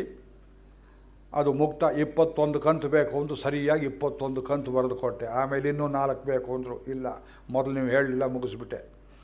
ಆಮೇಲೆ ಅವರು ಫೋನ್ ಮಾಡಿ ಹೇಳಿದರು, ಇಂಥದೇ ಒಂದು ಕಥೆ ಶಕುನಿ ಮೇಲೆ ಬರೆದು ಕೊಡಿ. ತನ್ನ ಸೋದರರನ್ನು 100 ಜನರನ್ನು ದುರ್ಯೋಧನ ಕೊಲ್ಲಿಸಿದ ಹಠಕ್ಕೋಸ್ಕರವಾಗಿ ದುರ್ಯೋಧನ ಮೇಲೆ ಸೇಡು ತೀರಿಸ್ಕೊಳ್ಳೋಕ್ಕೆ ಸತ್ತ ಅಣ್ಣಂದಿರ ಮೂಳೆಯಿಂದ ದಾಳ ಮಾಡಿ ಇವನು ಉರುಳಿಸ್ದ ಅಂತ ಒಂದು ಕತೆ ಹೇಳ್ತಾರೆ. ಇದನ್ನು ನೀವು ಕಾದಂಬರಿ ಬರೆದು ಕೊಡಿ ಕೇಳಿದರು. ನಾನು ಹೇಳಿದೆ, ಇದು ಮಹಾಭಾರತದಲ್ಲಿ ಇಲ್ಲವಾದ ಕಥೆ, ಮೂಲದಲ್ಲಿ ಇಲ್ಲದೇ ಇದ್ದ ಕಥೆಯನ್ನು ಬರೆಯುವುದು ನಮ್ಮ ರೂಢಿ ಅಲ್ಲ. ಋಷಿಮುನಿಗಳು ಹೇಳಿದರೆ ಪ್ರಮಾಣಿದರೆ, ನಾರಾಯಣಾಚಾರ್ಯ ಹೇಳಿದ್ರು, ನಾಳೆ ಎಲ್ಲ ಪಾರಾಯಣ ಮಾಡೋಕ್ಕೆ ಶುರು ಮಾಡಿಬಿಡ್ತಾರೆ. ಅಷ್ಟು ಜನರನ್ನು ಕೊಂದು ಪಾಪ ನನಗೆ ಬರುತ್ತೆ. ನಾಮೂಲಂ ಲಿಖ್ಯತೆ ಕಿಂಚಿತ್, ಮೂಲದಲ್ಲಿ ಇಲ್ಲೇನೋ ಹೇಳೋದಿಲ್ಲ ನಾನು. ಆಮೇಲೆ ಕೈ ಮೇಲಾದರೂ ಒಂದು ಕಾದಂಬರಿ ಬರೀರಿ ಅಂದರು. ಅದು ಬೇಕಾದ್ರೆ ಬರೀತೀರಿ ಅಂದೆ. ಅದು ಹೆಚ್ಚು ಕಮ್ಮಿ ಮುಕ್ತಾಯ ಅವಸ್ಥೆಯಲ್ಲಿ ಇಟ್ಟಿದ್ದೇನೆ. ಅವರು ಪ್ರೆಷರ್ ಹಾಕಲಿಲ್ಲ, ಅಲ್ಲಿಗೆ ನಿಂತಿದೆ. ಈ ಕಥೆ ನ್ಯಾರೇಟ್ ಮಾಡುವನು ಸುಮಂತ್ರ ಹೇಳಿದ ಹಾಗೆ ಕಥೆ. ಎಲ್ಲಿ ಶುರುವಾಗುತ್ತೆ? ಇದು ಅಯೋಧ್ಯಾಕಾಂಡದಲ್ಲಿ ಸಿದ್ಧಾರ್ಥನೆಂಬ ಮಂತ್ರಿ ಕೈಕೇಯನ್ನು ಹಿಡಿದು ಜಗ್ಗಿಸ್ತಾನೆ ದಶರಥನೆದುರಿಗೆ. ಅಲ್ಲಿಂದ ಆರಂಭವಾಗುತ್ತೆ ಕಥೆ. ಕೇಳಿದ್ದೀರೋ ಇಲ್ವೋ ನೀವು? ತಾಯಿಗೆ ಸರಿಯಾದ ಮಗಳು ನೀನು. ದಶರಥ ಮಹಾರಾಜರೇ, ಈ ಹುಡುಗಿ ಮಾತು ಕೇಳ್ಕೊಂಡು ರಾಮನನ್ನು ಕಾಡಿ ಕಳಿಸ್ಬೇಡಿ, ಇವಳನ್ನು ಗಡಿ ಪಾರು ಮಾಡಿ, ಇವರ ಅಮ್ಮನನ್ನು ಗಡಿ ಪಾರು ಮಾಡಿ, ಅಶ್ವಪತಿಯ ಸುಖವಾಗಿದ್ದ ಹಾಗೆ ನೀವು ಗಡಿ ಪಾರು ಮಾಡಿ ಅಂತ ಆ ರಾಣಿಯ ಮುಸುಡಿ ತಿವಿದು ದೊರೆ ಎದುರಿಗೆ ಹೇಳುವಷ್ಟು ಧೈರ್ಯ ದಶರಥನ ಮಂತ್ರಿಗಳಿಗಿತ್ತು ಅರಮನೆಯಲ್ಲಿ ಅಂದರೆ ಎಂಥ ಡೆಮೋಕ್ರಸಿ ತಾವು ಯೋಚನೆ ಮಾಡಿಕೊಳ್ಳಿ. ಅಂಥದ್ದೇನಾಗಿತ್ತಲ್ಲಿ? ಅಲ್ಲೊಂದು ಕತೆ ಹೇಳ್ತಾರೆ, ರಾಮಾಯಣದಲ್ಲಿ ಇರೋ ಕಥೆ, ಸುಳ್ಳು ಕಥೆಯಲ್ಲ. ಕೈಕೇಯಿಯ ತಾಯಿ ಕೈಕೇಯಿಗಿಂತ ಹೆಚ್ಚು ಚಂಡಿ ಸ್ವಭಾವದವಳು. ತಾಯಿಗೆ ತಕ್ಕ ಮಗಳು. ಅದೇನು ಚಂಡಿ ಇತ್ತು ಅಂದರೆ, ಅಶ್ವಪತಿ ಯೌವನದಲ್ಲಿದ್ದ ಕಾಲ, ಕೈಕೇಯಿ ಇನ್ನೂ ಹುಟ್ಟಿದ್ಲೋ ಇಲ್ವೋ ಗೊತ್ತಿಲ್ಲ, ಪಾಯಸ ಹುಟ್ಟಿರ್ಲಿಕ್ಕಿಲ್ಲ. ಅಶ್ವಪತಿ ತನ್ನ ಹೆಂಡತಿ ಜೊತೆಯಲ್ಲಿ ಒಂದು ದಿವಸ ಹಾಸಿಗೆಯಲ್ಲಿ ಮಲಗಿದ್ದಾನೆ. ಇವನಿಗೆ ಒಬ್ಬ ಯೋಗೀಶ್ವರ, ನಿಮ್ಮ ತುಪ್ಪದಾಂಜನೇಯ ಸ್ವಾಮಿಯನ್ನು ಸ್ಥಾಪನೆ ಮಾಡಿಕೊಟ್ಟ ಗೋಸಾಯಿಯವರ ಹಾಗೆ ಅವರಿಗೆ ಬಂಗಾರ ಮಾಡುವ ರಸವಿದ್ಯೆ ಗೊತ್ತಿತ್ತು ಅಂತ ಹೇಳ್ತಾರೆ. ಅದೇ ರೀತಿಯಲ್ಲಿ ಎಷ್ಟು ಜನ ಗೋಸಾಯರಿದ್ದಾರೆಯೋ, ಯಾರ್ಯಾರಿಗೆ ಏನೇನು ಪರಂಪರಾಗತ ವಿದ್ಯೆ ಇದೆಯೋ, ಅಶ್ವಪತಿ ರಾಜ್ಯದಲ್ಲಿದ್ದ ಒಬ್ಬ ಗೋಸಾಯಿ ಆಗಿನ ಕಾಲದಲ್ಲಿ ಯೋಗೀಶ್ವರ, ಅವನಿಗೆ ಪಶು ಪಕ್ಷಿ ಪ್ರಾಣಿ ಇರುವೆಗಳ ಭಾಷೆಯೂ ಗೊತ್ತಿತ್ತು. ನಮ್ಮ ತಾತನಿಗೆ ಗೊತ್ತಿತ್ತು. ಹಲ್ಲಿ ಮಾತನಾಡಿದ್ರೆ ಲಚ ಅಂತ ನಮ್ಮ ಅಜ್ಜಿಯನ್ನು ಕರೆದು ಹೇಳೋರಂತೆ, ಕಿಟ್ಟಮ್ಮ ಇವತ್ತು ಅನ್ನದಲ್ಲಿ ಏನೋ ವಿಷ ಇರೋ ಹಾಗಿದೆ, ಅನ್ನ ಚೆಲ್ಲಿ ಬಿಡು, ಬೇರೆ ಮಾಡು. ಹೇಗೆ ಹೇಳ್ತೀರಿ? ಅವಳು ಹಲ್ಲಿ ಹೇಳ್ತಾ ಇದೆ ನೋಡು, ಅನ್ನ ಚೆಲ್ಲಿದರೆ ಕೆಳಗಡೆ ಸತ್ತ ಹಲ್ಲಿ. ನಿಮ್ಮ ಅಜ್ಜಿನೇ ಹೇಳ್ತಿದ್ರು ಈ ಕಥೆಯನ್ನು. ಹಾಗೆಯೇ ಪಕ್ಷಿ ಭಾಷೆ, ಪಕ್ಷಿಗಳು ಒಂದಕ್ಕೊಂದಕ್ಕೆ ಮಾತನಾಡ್ತವೆ, ಅಂಡರ್ಸ್ಟ್ಯಾಂಡ್ ಮಾಡ್ಕೊಳ್ತವೆ. ಇರುವೆಗಳ ಭಾಷೆ. ಈ ಮಹಾರಾಯ ಹೆಂಡತಿ ಜೊತೆಯಲ್ಲಿ ಮಲಗಿದ್ದಾನೆ. ಅಶ್ವಪತಿ, ಕೈಕೇಯಿ ತಾಯಿ ಮತ್ತು ತಂದೆ ಹಾಸಿಗೆಯಲ್ಲಿ ಮಲಗಿದ್ದಾರೆ. ಒಳ್ಳೆ ಮೃದುವಾದ ಹಾಸಿಗೆಯಾಗಿದ್ದರು. ಕೆಳಗಡೆ ಎಲ್ಲೋ ಒಂದು ಜೊತೆ ಗಂಡು ಹೆಣ್ಣು ಇರುವೆಗಳು ನುಗ್ಗಿ, ಮೇಲೇನು ಕಡಿಬೇಕು ಅಂತಲ್ಲ, ಅವು ಪ್ರೀತಿ ಮಾಡ್ತಿವೆ. ಹಾಸಿಗೆ ಮೇಲೂ ಒಂದು ದಂಪತಿಗಳು, ಹಾಸಿಗೆ ಕೆಳಗಡೆಯೂ ಒಂದು ದಂಪತಿಗಳು. ಅವು ಪ್ರೀತಿ ಮಾಡ್ತಾ ಒಂದಕ್ಕೊಂದಕ್ಕೆ ಮೇಲ್ ಮಹಾರಾಜ ಮಲಗಿದ್ದಾನೆ, ನಾವು ಕೆಳಗಡೆ ಇದ್ದೇವೆ, ಅದೇ ಹಾಸಿಗೆ ಸುಖ ಸ್ಪರ್ಶ ಅಂತ ಒಂದನ್ನೊಂದು ಆಲಿಂಗಿಸಿ ಮುದ್ದು ಮಾಡಿ ಗರ್ಭಧಾರಣೆ ಮಾಡುವ ಸಂದರ್ಭ. ಆ ಭಾಷೆಯನ್ನು ಕೇಳಿದವನೇ ಅಶ್ವಪತಿ. ಸ್ವಲ್ಪ ಆನಂದ ಬಾಷ್ಪ ಬಂತು, ಹುಸಿನಕ್ಕು ನಕ್ಕ, ತನ್ನ ಮುಖದಲ್ಲಿ ಮಂದಹಾಸ ಉಂಟಾಯಿತು. ಇವಳು ಪಕ್ಕದಲ್ಲಿ ಮಲಗಿದ್ದವಳು ತಬ್ಕೊಂಡಿದ್ದಾಳೆ ಗಂಡಣ್ಣ. ಯಾಕ್ರಿ ನಕ್ರಿ? ಯಾರನ್ನೋ ನೆನೆಸ್ಕೊಂಡಿದ್ದೀರಿ ನೀವು? ಜೊತೆ ಮಾತ್ರ ನನ್ನ ಜೊತೆಗೆ, ಇನ್ಯಾರನ್ನೋ ನೆನೆಸ್ಕೊಂಡು ನಕ್ಕಿದ್ದೀರಿ ನೀವು? ಸತ್ಯ ಹೇಳಬೇಕು. ಆ ಯೋಗೀಶ್ವರ ಹೇಳಿದ್ದ, ನಿನಗೆ ಪಕ್ಷಿ ಭಾಷೆ, ಪಶು ಭಾಷೆ, ಇರುವೆ ಭಾಷೆ ಗೊತ್ತಿದೆ ಅನ್ನೋದು ಇನ್ನೊಬ್ಬರಿಗೆ ತಿಳಿದ ದಿವಸ ನೀವು ಸಾಯ್ತೀಯೇ. ಇವನು ಎದ್ದು ಕೂತ, ಅಯ್ಯಯ್ಯೋ ನಾನು ಯಾಕೆ ನಕ್ಕೆ ಅಂತ ದಯವಿಟ್ಟು ಕೇಳಬೇಡ ಅಂತ. ಹಾಗಿದ್ರೆ ಹೇಳಲೇಬೇಕಂದ್ಲು ಅವಳು. ಹೇಳಬೇಡ ಅಂದಮೇಲೆ ಏನೋ ಇದೆ ಅದರಲ್ಲಿ, ಹೇಳಿಬಿಡಿ ಅವಳ ಜೊತೆಯಲ್ಲಿ ಎಲ್ಲೇ ಹೋಗಿದ್ರಿ, ನೆನ್ನೆ ಎಲ್ಲಿ ಹೋಗಿದ್ರಿ, ಮೊನ್ನೆ ಎಲ್ಲಿ ಹೋಗಿದ್ರಿ. ಅಯ್ಯೋ ಬಲಾತ್ಕಾರ ಮಾಡಬೇಡವೇ, ಸುಖವಾಗಿ ಮಲಗಿದ್ದೇವೆ, ನಾನು ಯಾಕೆ ಪ್ರಾಣ ತೆಗಿತೀಯೇ? ಗೋಗರಿತೀನಿ ನಾನು. ಗೋಗರ್ದು ಇಲ್ಲ, ಯಾರ ಜೊತೆಯಲ್ಲಿ ಮಲಗಿದ್ರಿ ಹೇಳಿ ನಿಜವಾಗಿ. ನಾ ಹೇಳೋ ಹಾಗಿಲ್ಲ, ನೀವು ಹೇಳಲೇ ತೀರಬೇಕು.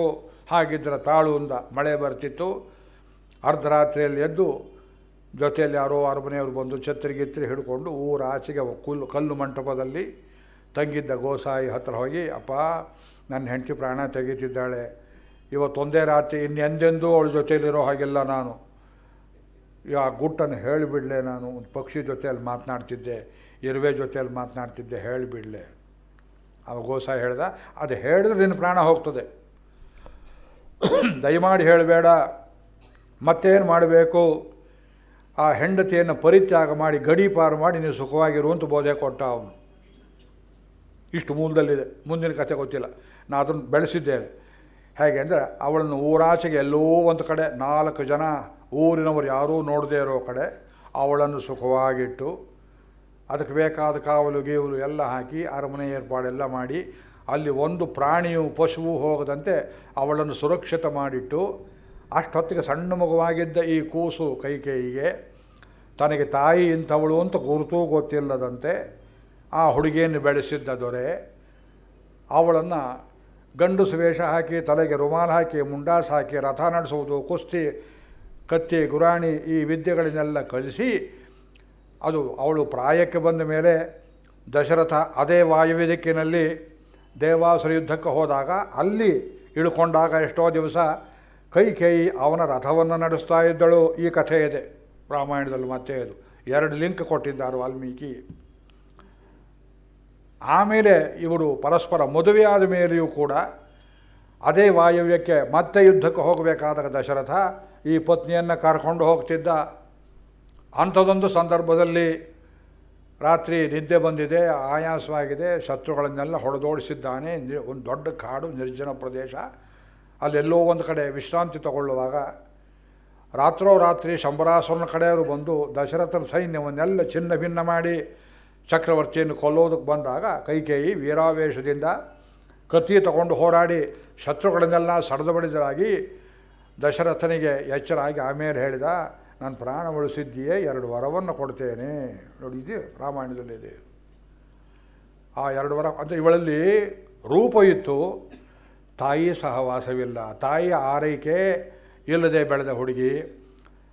ತಾಯಿಯ ಮಾತ್ರ ಹೃದಯವನ್ನೇ ನೋಡದೇ ಇದ್ದದ್ದು ಕಲ್ಲು ಹೃದಯವಾಯಿತು. ರೂಪ ಹೊಂದಿತ್ತು, ಅರಮನೆಗೆ ಬಂದಿದ್ಲು, ದಶರಥನನ್ನು ಕೈ ಹಿಡಿದಿದ್ದಳು. 2-3 ಪ್ರಶ್ನೆ ಕೇಳ್ತೇನೆ. ಇವಳು ದಶರಥನ ನಿಜವಾಗಿ ಪ್ರೀತಿಸಿದ್ದಳೆ? ಒಬ್ಬರು ಉತ್ತರ ಇಲ್ಲ ಮಹಾರಾಯರ. ನೀವು ಹೇಳ್ತೀರಿ.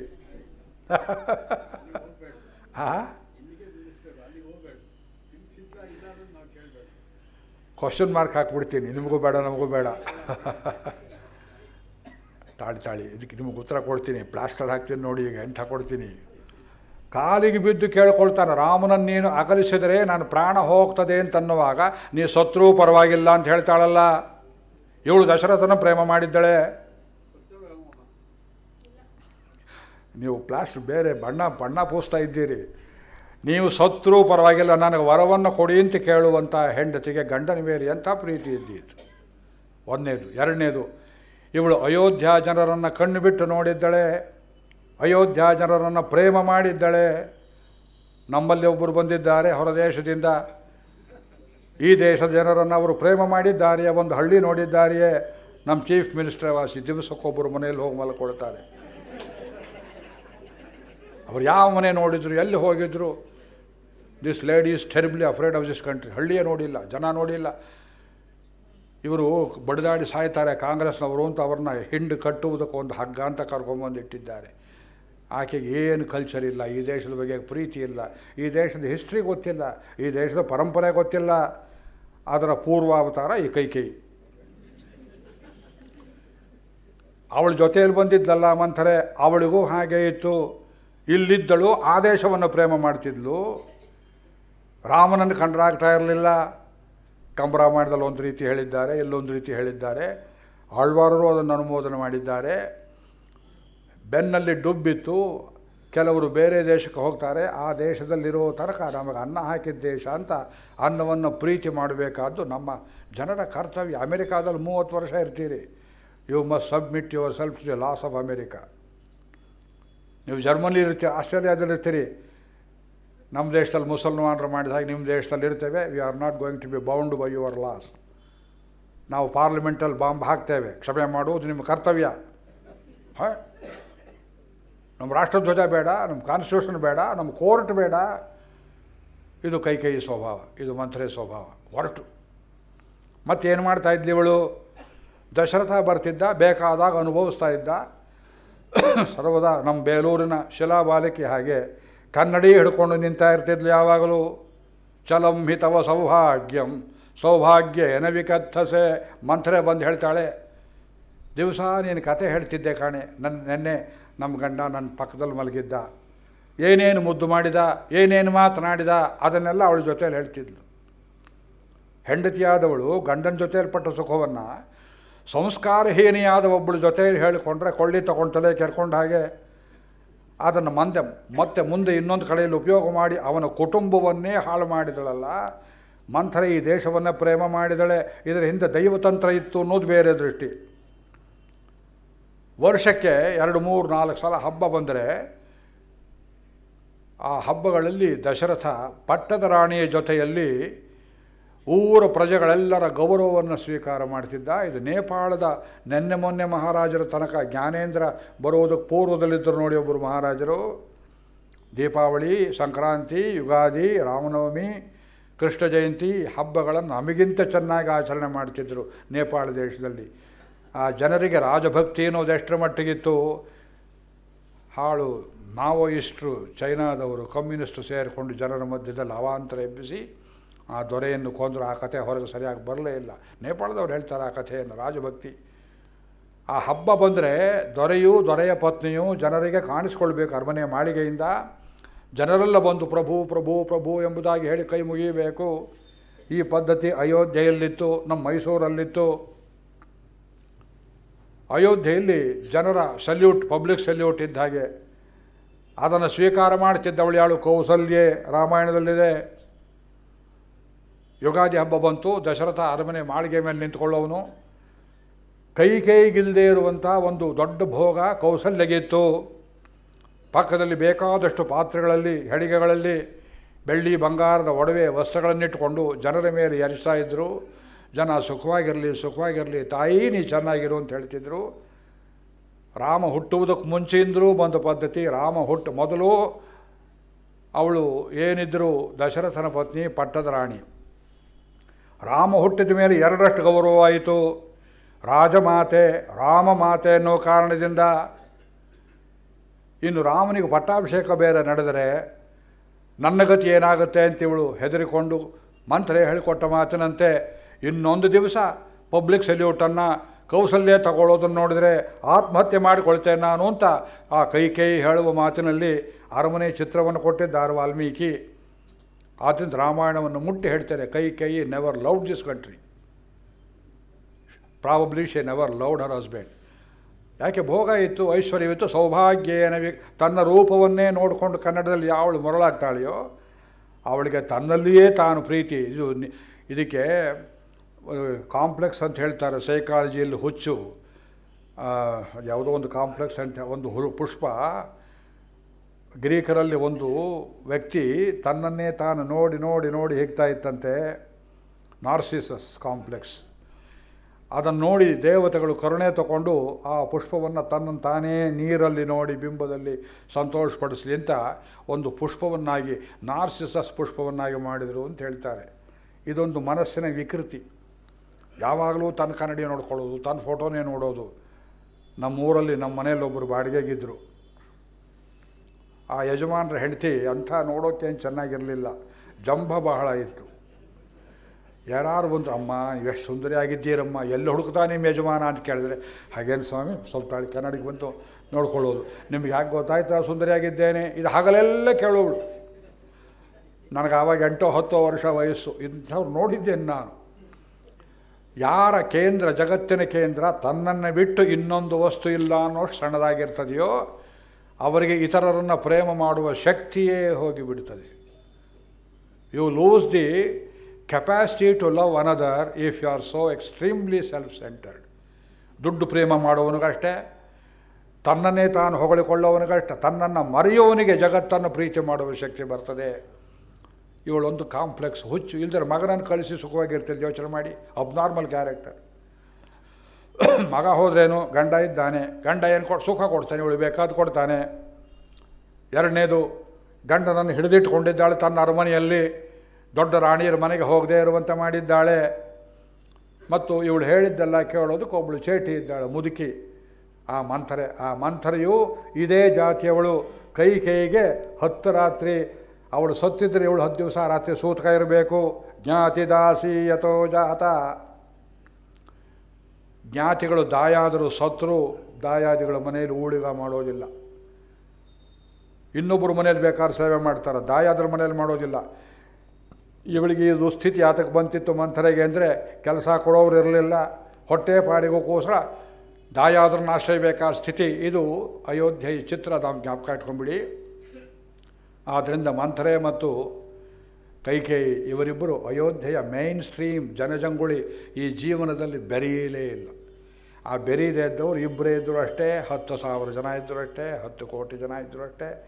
ಭಾರತದಲ್ಲಿರ್ತಕ್ಕಂಥ ಕ್ರೈಸ್ತ ಮುಸಲ್ಮಾನರು ಒಂದೇ ಮಾತ್ರ ಯಾತಕ್ಕೆ ಆಡೋದಿಲ್ಲ, they don't mix with the mainstream of this country. ಶಪಥ ಮಾಡಿ ಹೇಳ್ತೇನೆ ಬೇಕಾದ ಕಡೆಯಲ್ಲಿ. ಈಗ ಅವ್ರದ್ದು ಒಂದು ಕಮಿಷನ್, ಯಾವುದದು, ಒಬ್ಬ ಸಾಚಾರ್ ಕಮಿಷನ್ ಅಂತ ಮಾಡಿ, ಅವರ ಸಂಖ್ಯೆಗೆ ಅನುಗುಣವಾಗಿ ಇವರು ಸರ್ವೀಸಸ್ನಲ್ಲಿಲ್ಲ, ಅದಕ್ಕೆ ಏನಾದ್ರು ಮಾಡಬೇಕು ಅಂತ ಒಂದು ಇದು ಮಂಡಲ್ ಕಮಿಷನ್ ಆದಾಗ ಆಗುತ್ತೆ ಅಂತ ಇವತ್ತು ಬರೆದಿದ್ದಾರೆ ಪತ್ರಿಕೆ, ಎಕ್ಸ್ಪ್ರೆಸ್ ಪತ್ರಿಕೆ ನೋಡಿ. ಯಾತಕ್ಕೆ ಅಂದರೆ ಅಲ್ಲ, ನಾವು ಸ್ಕೂಲ್ ಕಟ್ತೇವೆ, ಜನರಲ್ ಸ್ಕೂಲಿಗೆ ಬರೋದಿಲ್ಲ ನೀವು. ಆ ರಾಮಾಯಣ ಪ್ರವಚನ ಮಾಡ್ತೇನೆ, I would like to know how many Muslims are here, ಹೇಳಿ. ಎಲ್ಲರೂ ಕೇಳಿ ಅಂತೇನೆ ನಾನು, ಬರೋದಿಲ್ಲ ಅವರು. ಈ ದೇಶದ ಸಂಸ್ಕೃತಿ ಹಂಚ್ಕೊಳ್ಳೋಕ್ಕೆ ಇಷ್ಟವಿಲ್ಲ, ಬೇರೆಯೇ ಇರ್ತೀರಿ, ಪ್ರತ್ಯೇಕವಾಗೇ ಇರ್ತೀರಿ. ನಮ್ಮ ಸರಿಯಾಗಿ ನೋಡ್ಕೊಳ್ಳಿಲ್ಲ ಅಂತ ಆಕ್ಷೇಪ ಮಾಡೋದು. ಮದುವೆಯಲ್ಲಿ ಬೀಗರ ಆಕ್ಷೇಪ ಮಾಡುವುದೇ ಕರ್ತವ್ಯ. ಆಕ್ಷೇಪ ಮಾಡುವುದಕ್ಕೆಂತಲೇ ಇರುವ ಹಾಗೆ ಇದು ಒಂದು ಪಾರ್ಟಿ, ಅದು ಬೆಳೀತಾ ಇದೆ, ಮುಳ್ಳಿನಂತೆ ಬೆಳೀತಾ ಇದೆ. ಯಾಕೆ? ದೇಶದಲ್ಲಿ ಬೆರೀತಾ ಇಲ್ಲ. ಕೈಕೇಯಿ ಮಂತ್ರ ಈ ದೇಶದಲ್ಲಿ ಬೆರೆಯಲಿಲ್ಲ. ಇವರು ಬೆರೆಯಲಿಲ್ಲ ಅಂತ ದಶರಥನಿಗೆ ಗೊತ್ತಾಗಲಿಲ್ಲ. ದೇವಾಸುರ ಯುದ್ಧದಲ್ಲಿ ಅವರನ್ನೆಲ್ಲ ನಿಗ್ರಹ ಮಾಡಿದ ಚಕ್ರವರ್ತಿಗೆ ತನ್ನ ಮನೆಯಲ್ಲೇ ಇರುವ ಶತ್ರುಗಳನ್ನು ನಿಗ್ರಹ ಮಾಡುವುದು ಗೊತ್ತಾಗಲಿಲ್ಲ. ಇವನ ಶತ್ರು ಅನ್ನೋ ಭಾವನೆಯಿಂದ ನೋಡಲಿಲ್ಲ. ಇಷ್ಟು ಹಿನ್ನೆಲೆ ನೀವು ಇಟ್ಕೊಂಬಿಡಿ. ಈಗ ಮುಂದಕ್ಕೆ ಹೋಗ್ತೇವೆ. ಅಯೋಧ್ಯಾಕಾಂಡದ ಮೊದಲನೇ ಶ್ಲೋಕ ಓದಿದ್ದೇನೆ, ಅವತಾರದ್ದು ಹೇಳ್ತೇನೆ. ದಶರಥನಿಗೆ ಈಗ ತಲೆಯಲ್ಲಿ ಚಿಂತೆಯಾಯಿತು. ರಾಮ ಮದುವೆ ಆಗೋದನ್ನು ನೋಡುವುದನ್ನು ನಾನು ಹಣೆಯಲ್ಲಿ ಬರೆದಿಲ್ಲ ದೇವರು ಅಂತ ತಿಳ್ಕೊಂಡಿದ್ದೆ. ಒಂದು ಆಯಿತು. ಈಗ ಎರಡನೇ ಪ್ರಯತ್ನವನ್ನು ಮಾಡಿ, ನಾನು ಬದುಕಿರುವಾಗಲೇ ಇವನಿಗೆ ಪಟ್ಟಾಭಿಷೇಕವನ್ನು ಮಾಡಿ ಕಣ್ಣು ತುಂಬ ನೋಡಬೇಕು ಅಂಥೇಳಿ ಮನಸ್ಸಲ್ಲಿ ಆಸೆ ಆಯಿತು. ಜನರನ್ನೆಲ್ಲ ಕೂಡಿಸಿದ ಅಯೋಧ್ಯಾವಾಸಿಗಳನ್ನು. ಅದಕ್ಕೆ ಪೂರ್ವದಲ್ಲಿ ವಾಲ್ಮೀಕಿ ಒಂದು ಇಡೀ ಸರ್ಗದ ತುಂಬ ರಾಮಚಂದ್ರ ಸ್ವಾಮಿಯ ಗುಣಗಳನ್ನು ಅನುಭವಿಸಿದ್ದಾರೆ. ದಶರಥನ ಪೀಕ್ಲಾಟ ಏನು? ಜ್ಯೇಷ್ಠ ಪುತ್ರನಿಗೆ ಬಿಟ್ಟು ಭರತನಿಗೆ ರಾಜ್ಯ ಕೊಡುವ ಹಾಗಿಲ್ಲ, ವಂಶದ ಪದ್ಧತಿ ಹೋಗ್ತದೆ. ಭರತನಿಗೆ ಕೊಡದೇ ಇದ್ದರೆ ಕೈಕೇಯಿ ತಂದೆಗೆ ಕೊಟ್ಟ ಮಾತು ಹೋಗ್ತದೆ. ಈಗ ಅದನ್ನು ಮುರಿಬೇಕೆ ಇದನ್ನು ಮುರಿಬೇಕೆ ಗೊತ್ತಿಲ್ಲದೆ ಪೀಕ್ಲಾಟದಲ್ಲಿ ಅಲ್ಲೊಂದು ಸಣ್ಣ ಲಾ ಪಾಯಿಂಟ್, ಕಾನ್ಸ್ಟಿಟ್ಯೂಷನ್ ಪಾಯಿಂಟ್ ಇತ್ತು. ಅದನ್ನು ಅವನು ವಸಿಷ್ಠರನ್ನು ಕೇಳಿದ್ರ ಬಗ್ಗೆ ಹರಿತಿತ್ತು, ಕೇಳಲಿಲ್ಲ. ಬಹಳ ದುಡುಕ ಸ್ವಭಾವ. ರಾಜ್ಯದ ವಿಷಯ ಇದು, ಚಕ್ರವರ್ತಿಯ ವೈಯಕ್ತಿಕ ಸುಖದ ವಿಷಯವಲ್ಲ. ಸ್ವಲ್ಪ ವಾಲ್ಯೂಮ್ ಕಮ್ಮಿ ಮಾಡಬೇಕು, ತುಂಬ ಗಲಾಟೆ ಮಾಡ್ತಾ ಇದೆ. ರಾಜ್ಯಕ್ಕೆ ದಶರಥ ಆದ ಮೇಲೆ ಯಾರು ಅಧಿಕಾರಿಯಾಗಬೇಕು ಅನ್ನೋದು ದಶರಥ ತನ್ನ ಸ್ವಂತ ಇಚ್ಛೆಯಿಂದ ಮಾಡುವಂತೆ ಬರ್ತಾ ಇರಲಿಲ್ಲ. ಭರತನಿಗೋ ಮತ್ತೊಬ್ಬರಿಗೋ ತನ್ನ ಮನಸ್ಸಿಗೆ ಬಂದು ಕೊಡೋಕೆ ಬರ್ತಿರಲಿಲ್ಲ. ಯಾಕೆ ಅಂದರೆ ಅದಕ್ಕೆ ಬೇರೆ ಅಧಿಕಾರಿಗಳಿದ್ದರು. ಈಗ ನಾನು ಪ್ರವಚನ ಮಾಡ್ತಾ ಇದ್ದೇನೆ, ಅಕಸ್ಮಾತ್ ಒಂದು ದಿವಸ ನನಗೆ ಆಯಾಸವಾಯಿತು, ಆರೋಗ್ಯ ತೊಂದರೆ ಆಯಿತು, ಬರೋಕ್ಕಾಗಲಿಲ್ಲ, ಯೋಚನೆ ಮಾಡಬೇಡಿ ಅಂತ ನಾನು ಇನ್ನೊಬ್ಬರನ್ನು ಕಳಿಸಿದ್ರೆ ಒಪ್ಪಿಗೆ ಆಗುತ್ತೆ. ಗೋಖಲೆ ಸುಟ್ಟು ಇರ್ತಾರೆ ನೋಡಿ, ನಿಮಗೆ ಬರೋಕ್ಕಾಗಲಿಲ್ವಲ್ಲ, ಶಟಪ್, ನಾವು ಬೇರೆ ಏರ್ಪಾಡು ಮಾಡ್ತೇವೆ ಅಂತಾರೆ ಅವರು. ಬೇರೆ ಏರ್ಪಾಡು ಮಾಡೋರು ಅವರೇ ಹೊರತು ನಾನಲ್ಲ. ವಂಶ ಪಾರಂಪರ್ಯವಾಗಿ ರಾಮನಿಗೆ ಪಟ್ಟಾಭಿಷೇಕ ಆಗಬೇಕು, ಟ್ರೆಡಿಷನ್, ಯಾರು ಬದಲಾವಣೆ ಮಾಡೋ ಹಾಗಿಲ್ಲ. ನಾವು ಭರತನಿಗೆ ಅಂತ ಮಾತು ಕೊಟ್ಟಿದ್ದೇನಲ್ಲ. ವಸಿಷ್ಠರನ್ನು ಕೇಳಿದ್ರೆ ಹೇಳ್ತಿದ್ರು, ನಿನ್ನ ಮೈ ತೀಟೆಗೆ ಕೈಕೇಯಿ ಸಹವಾಸ ಬೇಕು ಅಂತ ನೀ ಮಾಡಿಕೊಂಡಿದ್ದ ಒಡಂಬಡಿಕೆಗೆ our government is not bound, ಅದನ್ನು ರದ್ದು ಮಾಡು, ರಾಮನಿಗೆ ಪಟ್ಟಾಭಿಷೇಕ ಹೇಳಿಬಿಡ್ತಿದ್ರು. ಆದರೆ ಕೊಟ್ಟು ಮಾತು ಹೋಯ್ತಲ್ಲ, ಅದಕ್ಕೇನು ಮಾಡುವುದು? ಅದು ಬೇಡ ಇದು ಬೇಡ ಅಂತ ಒಂದು ನಾಟಕ ಮಾಡಿದ. ಏನು ನಾಟಕ ಮಾಡಿದ? ಡೆಮಾಕ್ರಸಿ ಹೆಸರಲ್ಲಿ ಹಾಕಿಬಿಡುವುದು ಅಂತ. ಸರ್ಕಾರದವರು ಕಠಿಣ ತೀರ್ಮಾನ ತಗೊಳ್ಳೋದಕ್ಕೆ ಆಗದೇ ಇದ್ದಾಗ ಏನು ಮಾಡ್ತಾರೆ, ಒಂದು ಕಮಿಟಿ ಅಂತ ಮಾಡಿಬಿಡುವುದು. ನಮ್ಮಲ್ಲೊಬ್ಬರು ವೈಸ್ ಚಾನ್ಸಲರ್ ಇದ್ದರು. ವಿದ್ಯಾರ್ಥಿಗಳು ಹೋಗಿ ನಮಗೆ ಬಸ್ ಪಾಸ್ ಬೇಕು, ಕಷ್ಟ ಆಗ್ತಾಯಿದೆ, ಬರೋಕ್ಕಾಗ್ತಿಲ್ಲ, ಸ್ವಲ್ಪ ತಾಳಿ, ಒಂದು ಕಮಿಟಿ ಮಾಡಿದ್ದೇನೆ. ಆ ಕಮಿಟಿ ಸಾಯೋ ಹಾಗಿಲ್ಲ, ಬದುಕೋ ಹಾಗಿಲ್ಲ, ರಿಪೋರ್ಟ್ ಕೊಡೋ ಹಾಗಿಲ್ಲ. ಯಾರು ಏನು ಕೇಳಿದ್ರು ಒಂದು ಕಮಿಟಿ ಕಮಿಟಿ ಕಮಿಟಿ ಕಮಿಟಿ. ಎಷ್ಟು ಕಮಿಟಿಗಳನ್ನು ಮಾಡಿದ್ದಾರೆ. ಒನ್ ಮ್ಯಾನ್ ಜಸ್ಟಿಸ್ ಬೇಕು, ರಿಟೈರ್ಡ್ ಜಸ್ಟಿಸ್, ಬದುಕಿರೋ ಜಸ್ಟಿಸ್ಸು, ಈ ಕಮಿಷನ್ನು ಆ ಕಮಿಷನ್ನು. ಒಂದು ಕಮಿಷನ್ನಿಗೂ ಬೆಲೆ ಇಲ್ಲ. ಆದ್ದರಿಂದ ಮಾಡಬಾರ್ದು ತಪ್ಪನ್ನೆಲ್ಲ ಮಾಡಿ ಪ್ರಜಾಪ್ರಭುತ್ವದ ಮೇಲೆ ಹಾಕಿಬಿಟ್ರೆ ಊರ್ಜಿತವಾಗುತ್ತೆ ಅನ್ನುವ ನಂಬಿಕೆಯಿಂದ ದಶರಥ ಜಗತ್ತಲ್ಲಿದ್ದ ತನ್ನ ಸಾಮಂತರೆಲ್ಲರನ್ನು ಕರೆಸಿದ. ಎಲ್ಲರನ್ನು ಕರೆಸಿ ಕೂಡಿಸಿ ಸಭೆಯಲ್ಲಿ ಹೇಳಿಕೊಂಡ, ನನಗೆ ವಯಸ್ಸಾಗ್ತಾ ಬಂತು, ನನ್ನ ಮಗನಿಗೆ ಪಟ್ಟಾಭಿಷೇಕ ಮಾಡಬೇಕು ಅಂತಿದ್ದೇನೆ, ನೀವೆಲ್ಲ ಒಪ್ಪಿದರೆ ರಾಮನಿಗೆ ಪಟ್ಟಾಭಿಷೇಕ. How would this solve the problem?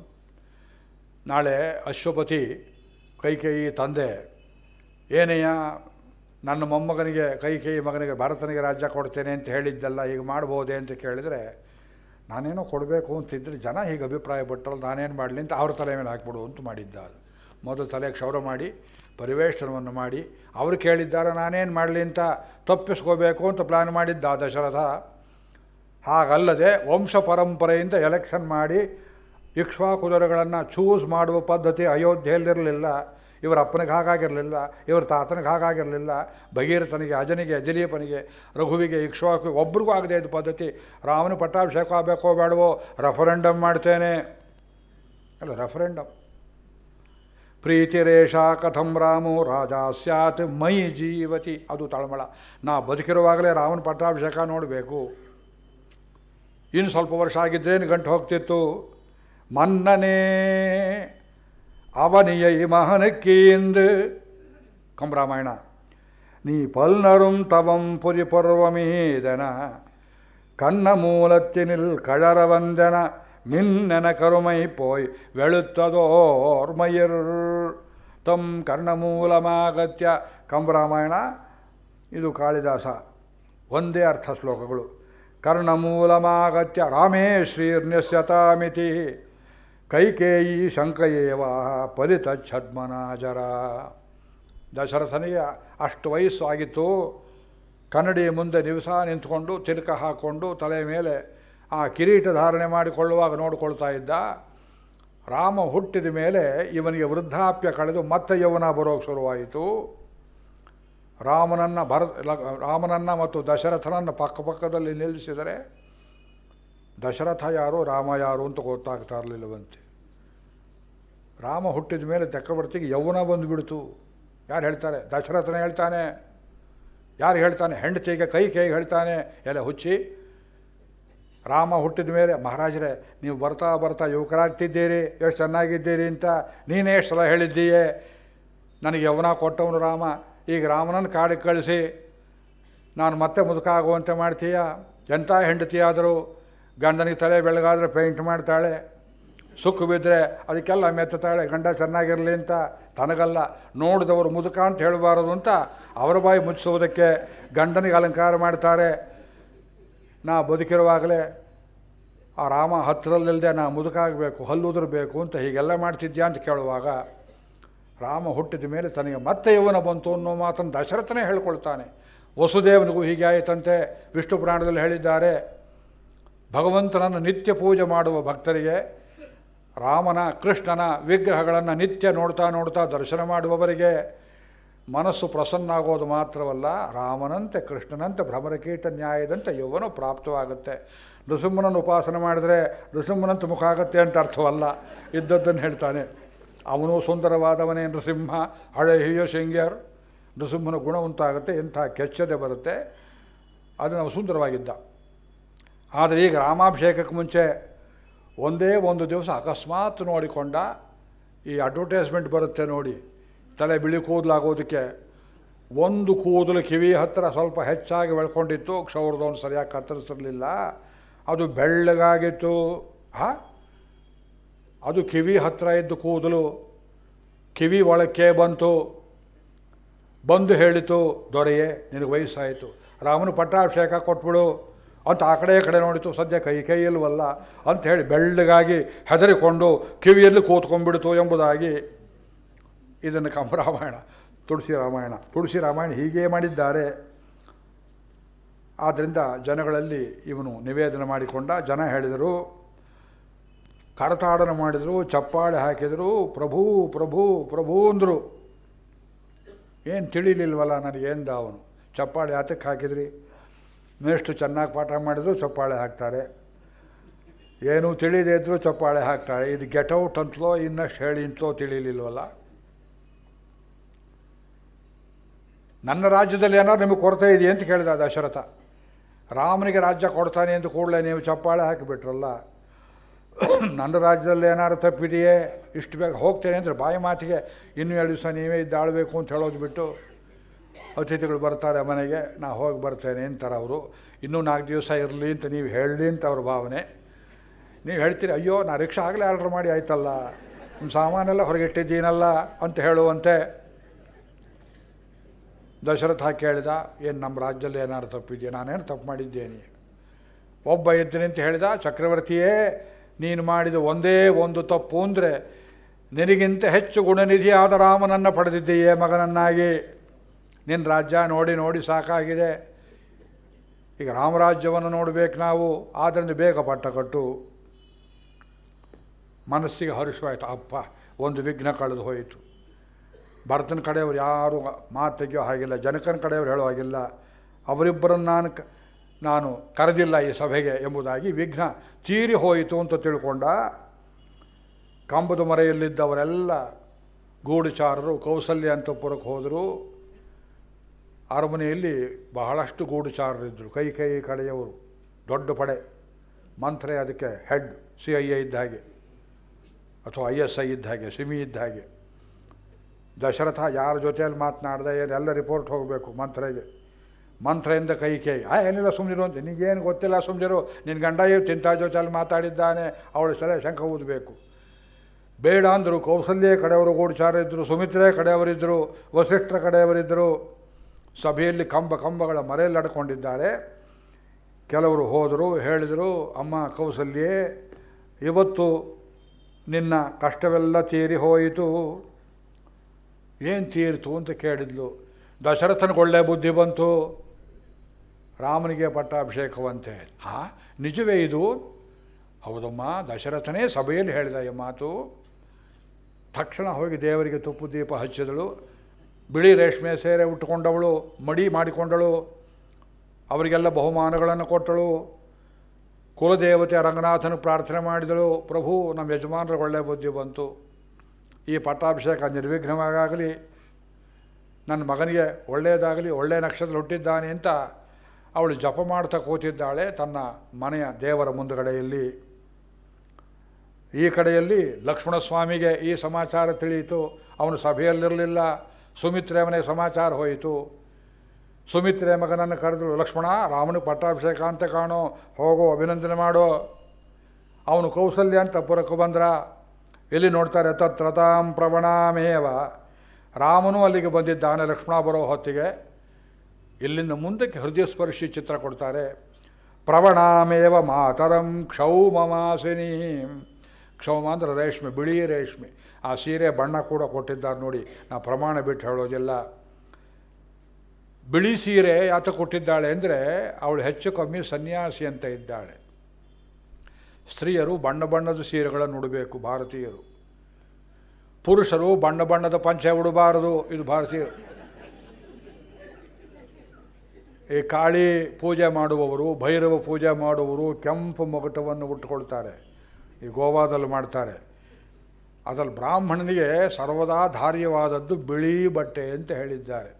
ಕಂಬಿ ಇರಲಿ, ಬೇಕಾದರೆ ಅರ್ಧ ಪಂಚ ಎಷ್ಟು ಕಂಬಿ ಇದ್ದರೂ ಪರವಾಗಿಲ್ಲ, ಹೆಸರಿಗಾದರೂ ಬಿಳಿ ಅಂತಿರಬೇಕು.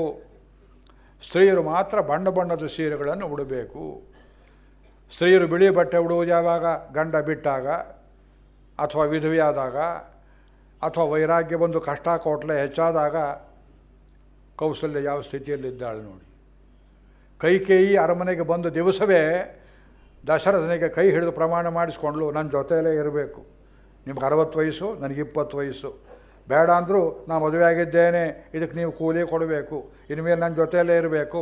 ಅವಳಿದ್ದಾಳಲ್ಲ, ಆ ಕೌಸಲ್ಯ ಜೊತೆಯಲ್ಲಿ ಒಂದು ದಿವಸ ನೀವು ವಿಶ್ರಾಂತಿ ತಗೊಳ್ತಕ್ಕದ್ದಲ್ಲ, ಸುಮಿತ್ರೆ ಜೊತೆಯಲ್ಲಿರ್ತಕ್ಕದ್ದಲ್ಲ. ಆಯಿತು ಕಣೆ, ನಿನ್ನ ಕಾಲಿಗೆ ಬೀಳ್ತೇನೆ ಅಂತ ದೇವಾಸುರ ಯುದ್ಧದಲ್ಲಿ ಗೆದ್ದಂತಹ ಚಕ್ರವರ್ತಿ ಹೆಂಡತಿಗೆ ಶರಣಾಗಿದ್ದಾನೆ.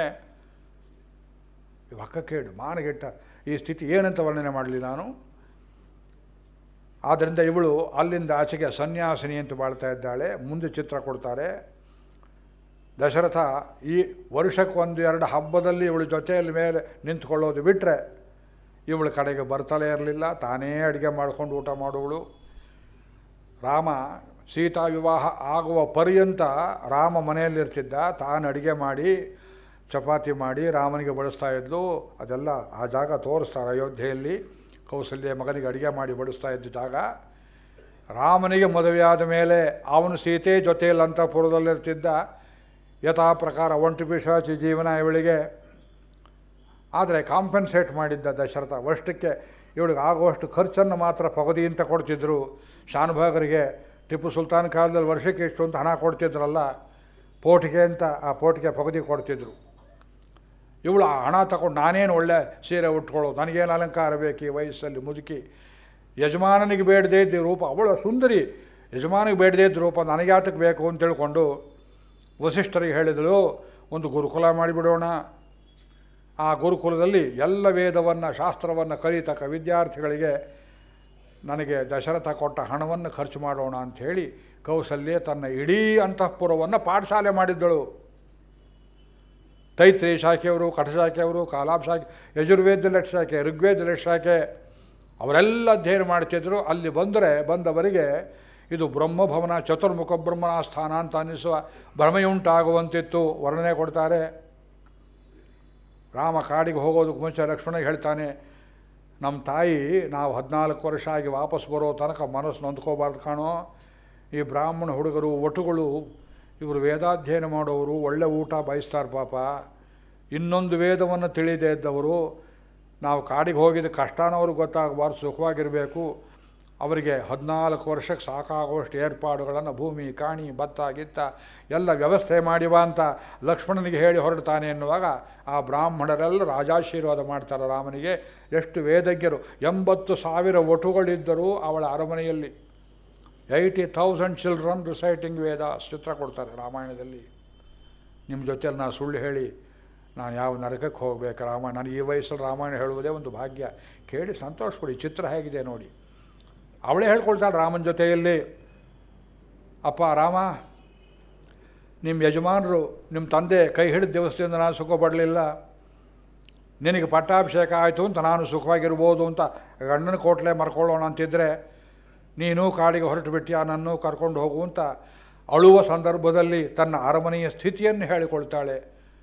ನಮ್ಮ ಅರಮನೆಯಲ್ಲಿರ್ತಕ್ಕಂಥ ಗಿಳಿಗಳು, ಪಾರಿವಾಳಗಳು ಕೂಡ ನನ್ನೆಷ್ಟು ಪ್ರೀತಿ ಮಾಡ್ತವೆ ಅಂದರೆ, ಶತ್ರುಗಳು ಬಂದರೆ ಕೈ ಕಡೆಯವರು ಗೂಢಚಾರರು ಬಂದು ಕೌಸಲ್ಯ ಯಾರ ಜೊತೆಯಲ್ಲಿ ಮಾತನಾಡುವಾಗ ಆ ಕಿಟಕಿ ಮೇಲೆ ಕೂತು ಒಂದು ಗಿಳಿ ಏನಾದ್ರು ಕೇಳ್ತಾ ಇದ್ದರೆ, ಕೌಸಲ್ಯ ಬೆಳೆಸಿದ ಗಿಳಿ ಹೇಳ್ತಾ ಇತ್ತಂತೆ, ಗಿಣಿಯೇ ಶತ್ರುವ ಪಾದವನ್ನು ಕಚ್ಚು ಎಂಬುದಾಗಿ. ಕೌಸಲ್ಯ ಅಂತಃಪುರದ ಗಿಳಿಗೂ ಈ ಗೂಢಚಾರ ಇದ್ದಾರೆ ಅಂತ ಗೊತ್ತಿತ್ತು ಅನ್ನೋ ಚಿತ್ರವನ್ನು ಕೊಡ್ತಾರೆ. ಇಷ್ಟು ಕಸೂತಿ ಕೆಲಸದ ಚಿತ್ರವನ್ನು ಇಷ್ಟು ಜನ ರಾಮಾಯಣ ಬರೆದಿದ್ದಾರೆ. ಕೌಸಲ್ಯ ಅಂತಃಪುರದ ಚಿತ್ರವನ್ನು ಅಲ್ಲಿದ್ದದ್ದನ್ನು ಭಾಷಾಂತರ ಮಾಡಿದರೆ ಸಾಕಿತ್ತು, ಒಬ್ಬ ಕವಿಯೂ ಮಾಡಿಲ್ಲ. ನಾವು ವಾಲ್ಮೀಕಿಯನ್ನು ಬಿಟ್ಟು ಇನ್ನೊಂದು ರಾಮಾಯಣ ಹಾಗೆ ಹಿಡೀಲಿ ಹೇಳಿ. ವಾಲ್ಮೀಕಿ ಓದಿದ ಮೇಲೆ ನಿಮಗೆ ರುಚಿಯೇ ಬರೋದಿಲ್ಲ ಬೇರೆ. ಅಷ್ಟು ಕಷ್ಟಪಟ್ಟಿದ್ದಾಳೆ, ಹೊಟ್ಟೆ ತುಂಬ ಸಂಕಟ ತುಂಬಿಕೊಂಡಿದ್ದಾಳೆ ಕೌಸಲ್ಯಾದೇವಿ. ವೈರಾಗ್ಯದಿಂದ ಬಿಳಿ ಸೀರೆ ಉಟ್ಕೊಂಡಿದ್ದಾಳೆ, ರೇಷ್ಮೆ ಸೀರೆ ಗಂಡನಿಗೆ ಒಳ್ಳೆಯದಾಗಲಿ. ಆಕೆ ಹರ್ಕಲು ಬಟ್ಟೆ ಉಟ್ಕೊಂಡಿದ್ರೆ ಗಂಡನಿಗೆ ಶ್ರೇಯಸ್ಸು. ಕಡು ಬಡವ ದರಿದ್ರ ಗಂಡನಾಗಿದ್ದರು. ಹೆಂಡತಿ ಮುತ್ತು 5ಗಳನ್ನು ಕಿವಿ, ಮೂಗು, ಕಾಲು ಈ ಒಡವೆಗಳನ್ನು, ಬಳೆಯನ್ನು ತಕ್ಕ ಮಟ್ಟಿಗೆ ಒಳ್ಳೆಯ ಭೂಷಣ ಧರಿಸಬೇಕು. ಗಂಡನಿಗೆ ಆಯುಷ್ಯ ವೃದ್ಧಿ, ಗಂಡ ಚೆನ್ನಾಗಿರಲಿ ಅನ್ನೋ ದೃಷ್ಟಿ. ಅಂಥ ಬಿಳಿ ಸೀರೆ ಉಟ್ಕೊಂಡವಳು ರಂಗನಾಥನ ಕೇಳ್ತಾ ಇದ್ದಾಳೆ, ನಮ್ಮ ಯಜಮಾನರ ಚಿತ್ತ ಬಹಳ ಚಪಲ. ಈಗ ಮಾಡಿದ್ದಾರೆ ಡಿಸಿಷನ್ನು, 5 ನಿಮಿಷಕ್ಕೆ ಬದಲಾಗಬಹುದು, ಆಗದೇ ಇರುವಂತೆ ಸದ್ಬುದ್ಧಿ ಕೊಡು ಅಂತ ಕೇಳ್ತಾ ಇರುವಾಗ, ತತ್ರತಾಂ ಪ್ರವಣಾಂ ಮಾತರಂ ಕ್ಷೌಮಮಾಸಿನೀಂ ವಾಗ್ಯತಾಂ ದೇವತಾಗಾರೆ ದದರ್ಶ ಆಯಾಚತೀಂ ಶ್ರೇಯಂ. ಮಗನಿಗೆ ಐಶ್ವರ್ಯ ಕೊಡು ಅಂತ ಯಾಚನೆ ಮಾಡ್ತಿದ್ದಾಳೆ ರಂಗನಾಥನಲ್ಲಿ. ಅಷ್ಟೊತ್ತಿಗೆ ಸುಮಿತ್ರೆ ಬಂದುಬಿಟ್ಟಿದ್ದಾಳೆ. ರಾಮ ಲಕ್ಷ್ಮಣ ಬರೋ ಹೊತ್ತಿಗೆ ಪ್ರಾಗೇವ ಚಾಗತ ತತ್ರ ಸುಮಿತ್ರ ಲಕ್ಷ್ಮಣಸ್ತಥಾ ಸೀತಾ ಚ ಆನಯಿತ. ಸೀತೆಯನ್ನು ಕರ್ಕೊಂಬಂದ್ಲು ಕೌಸಲ್ಯೆ. ಗಡಿಬಿಡಿಯಿಂದ ಬಂದಳು, ತಲೆಗೆ ಮುಸುಕು ಹಾಕ್ಕೊಂಡು, ಅಮ್ಮ ಕರೆದ್ರಂತೆ, ಕೂತ್ಕೊಮ್ಮ, ನಿಮ್ಮ ಯಜಮಾನಿಗೆ ಪಟ್ಟಾಭಿಷೇಕ ಆಗುತ್ತೆ ಕಾಣೆ, ಎಷ್ಟು ಟಚ್ ಆಗುತ್ತೆ ನೋಡಿ. ಸೊಸೆಗೆ ಹೇಳ್ತಿದ್ದಾಳೆ, ನಿಮ್ಮ ಯಜಮಾನಿಗೆ ನಾಳೆ ಪಟ್ಟಾಭಿಷೇಕ ಅಂತೆ ಅಮ್ಮ, ಮಹಾರಾಜರಿಗೆ ಒಳ್ಳೆ ಬುದ್ಧಿ ಬಂತು, ಇವತ್ತು ನೀನು ಉಪವಾಸ ಮಾಡಬೇಕು ರಾತ್ರಿ. ಶುದ್ಧ ಉಪವಾಸ ಮಾಡಿ ಆ ಹಸಿ ಹೊಟ್ಟೆಯಲ್ಲಿ ದೇವರಿಗೆ ಪ್ರಾರ್ಥನೆ ಮಾಡಿದರೆ ಎಂದೂ ವ್ಯರ್ಥ ಆಗೋದಿಲ್ಲ. ಏಕಾದಶಿ ದಿವಸ ಪ್ರಾರ್ಥನೆ ಮಾಡಿ ಲೋಕಕ್ಷೇಮವಾಗಲಿ. ಆ ಹೊಟ್ಟೆಯಲ್ಲಿ ಏನಾರು ಇದ್ದರೆ ಅದು ಕಾಮಕ್ರೋಧಗಳು ಉಂಟಾಗ್ತವೆ.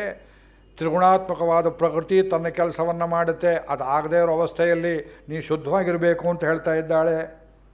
ತಸ್ಮಿನ್ ಕಾಲೇ ಹಿ ಕೌಸಲ್ಯ ತಸ್ಥೌ ಆಮೀಲಿತೆ ಕ್ಷಣ. ರಾಮ ಬರೋ ಹೊತ್ತಿಗೆ ಕಣ್ಣು ಮುಚ್ಚಿದ್ದಾಳೆ, ಜಪಮಣಿ ಹಿಡಿದಿದ್ದಾಳೆ, ಗುರುಗಳು ಕೊಟ್ಟ ಮಂತ್ರವನ್ನು ಜಪ ಮಾಡ್ತಾ ಇದ್ದಾಳೆ.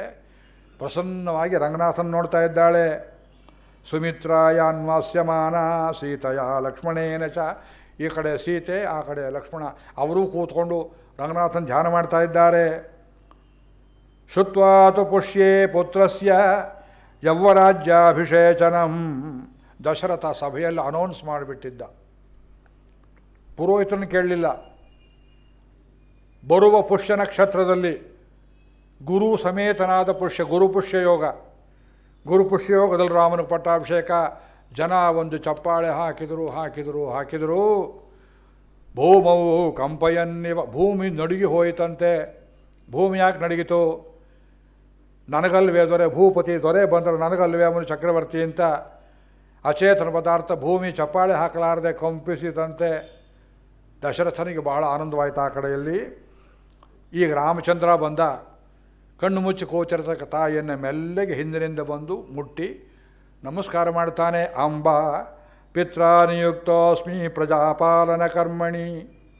ಅಪ್ಪ ಅಪ್ಪಣೆ ಕೊಟ್ಟಿದ್ದಾನೆ, ನಾಳೆ ಇನ್ನು ಪುಷ್ಯ ನಕ್ಷತ್ರದಲ್ಲಿ ಪಟ್ಟಾಭಿಷೇಕವಂತೆ, ಅದಕ್ಕೆ ನಿನಗೆ ತಿಳಿಸೋಣ ಅಂತ ಬಂದಿದ್ದೇನಪ್ಪ ಅಮ್ಮ ಅಂತ ಹೇಳುವಾಗ ಅದಕ್ಕೆ ಅವಳು ಹೇಳ್ತಾಳೆ ಒಂದೇ ಒಂದು ಮಾತು. ಈ ಮಾತಿನ ಹಿಂದೆ ಅವಳು ನೋವೆಷ್ಟಿದೆ ನೋಡಿ.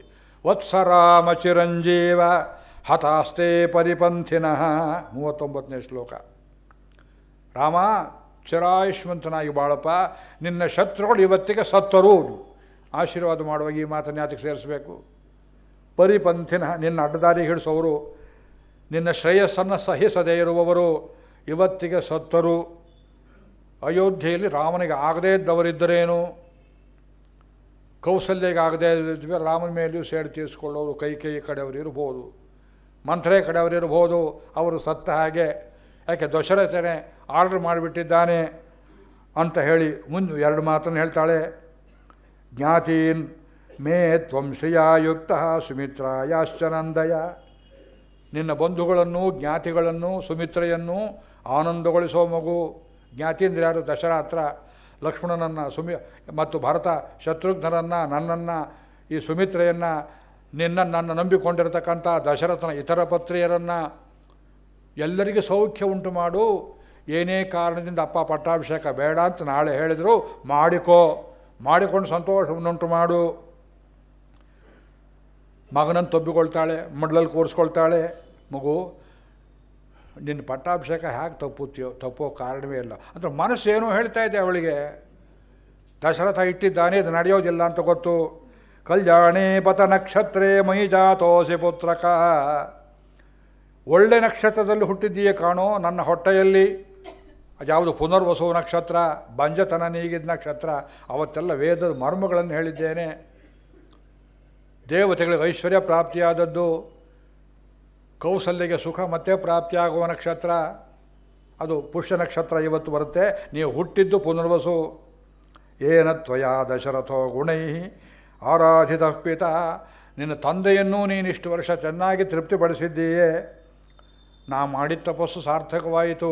ಅಮೋಘಂಬತಮೇ ಕ್ಷಾಂತಂ ಪುರುಷೇ ಪುಷ್ಕರೇಕ್ಷಣೆ ಪುಂಡರೀಕಾಕ್ಷನನ್ನು, ನನ್ನ ಕುಲದೇವತೆಯನ್ನು ಉಪಾಸನೆ ಮಾಡಿ ಸಾರ್ಥಕವಾಯಿತು.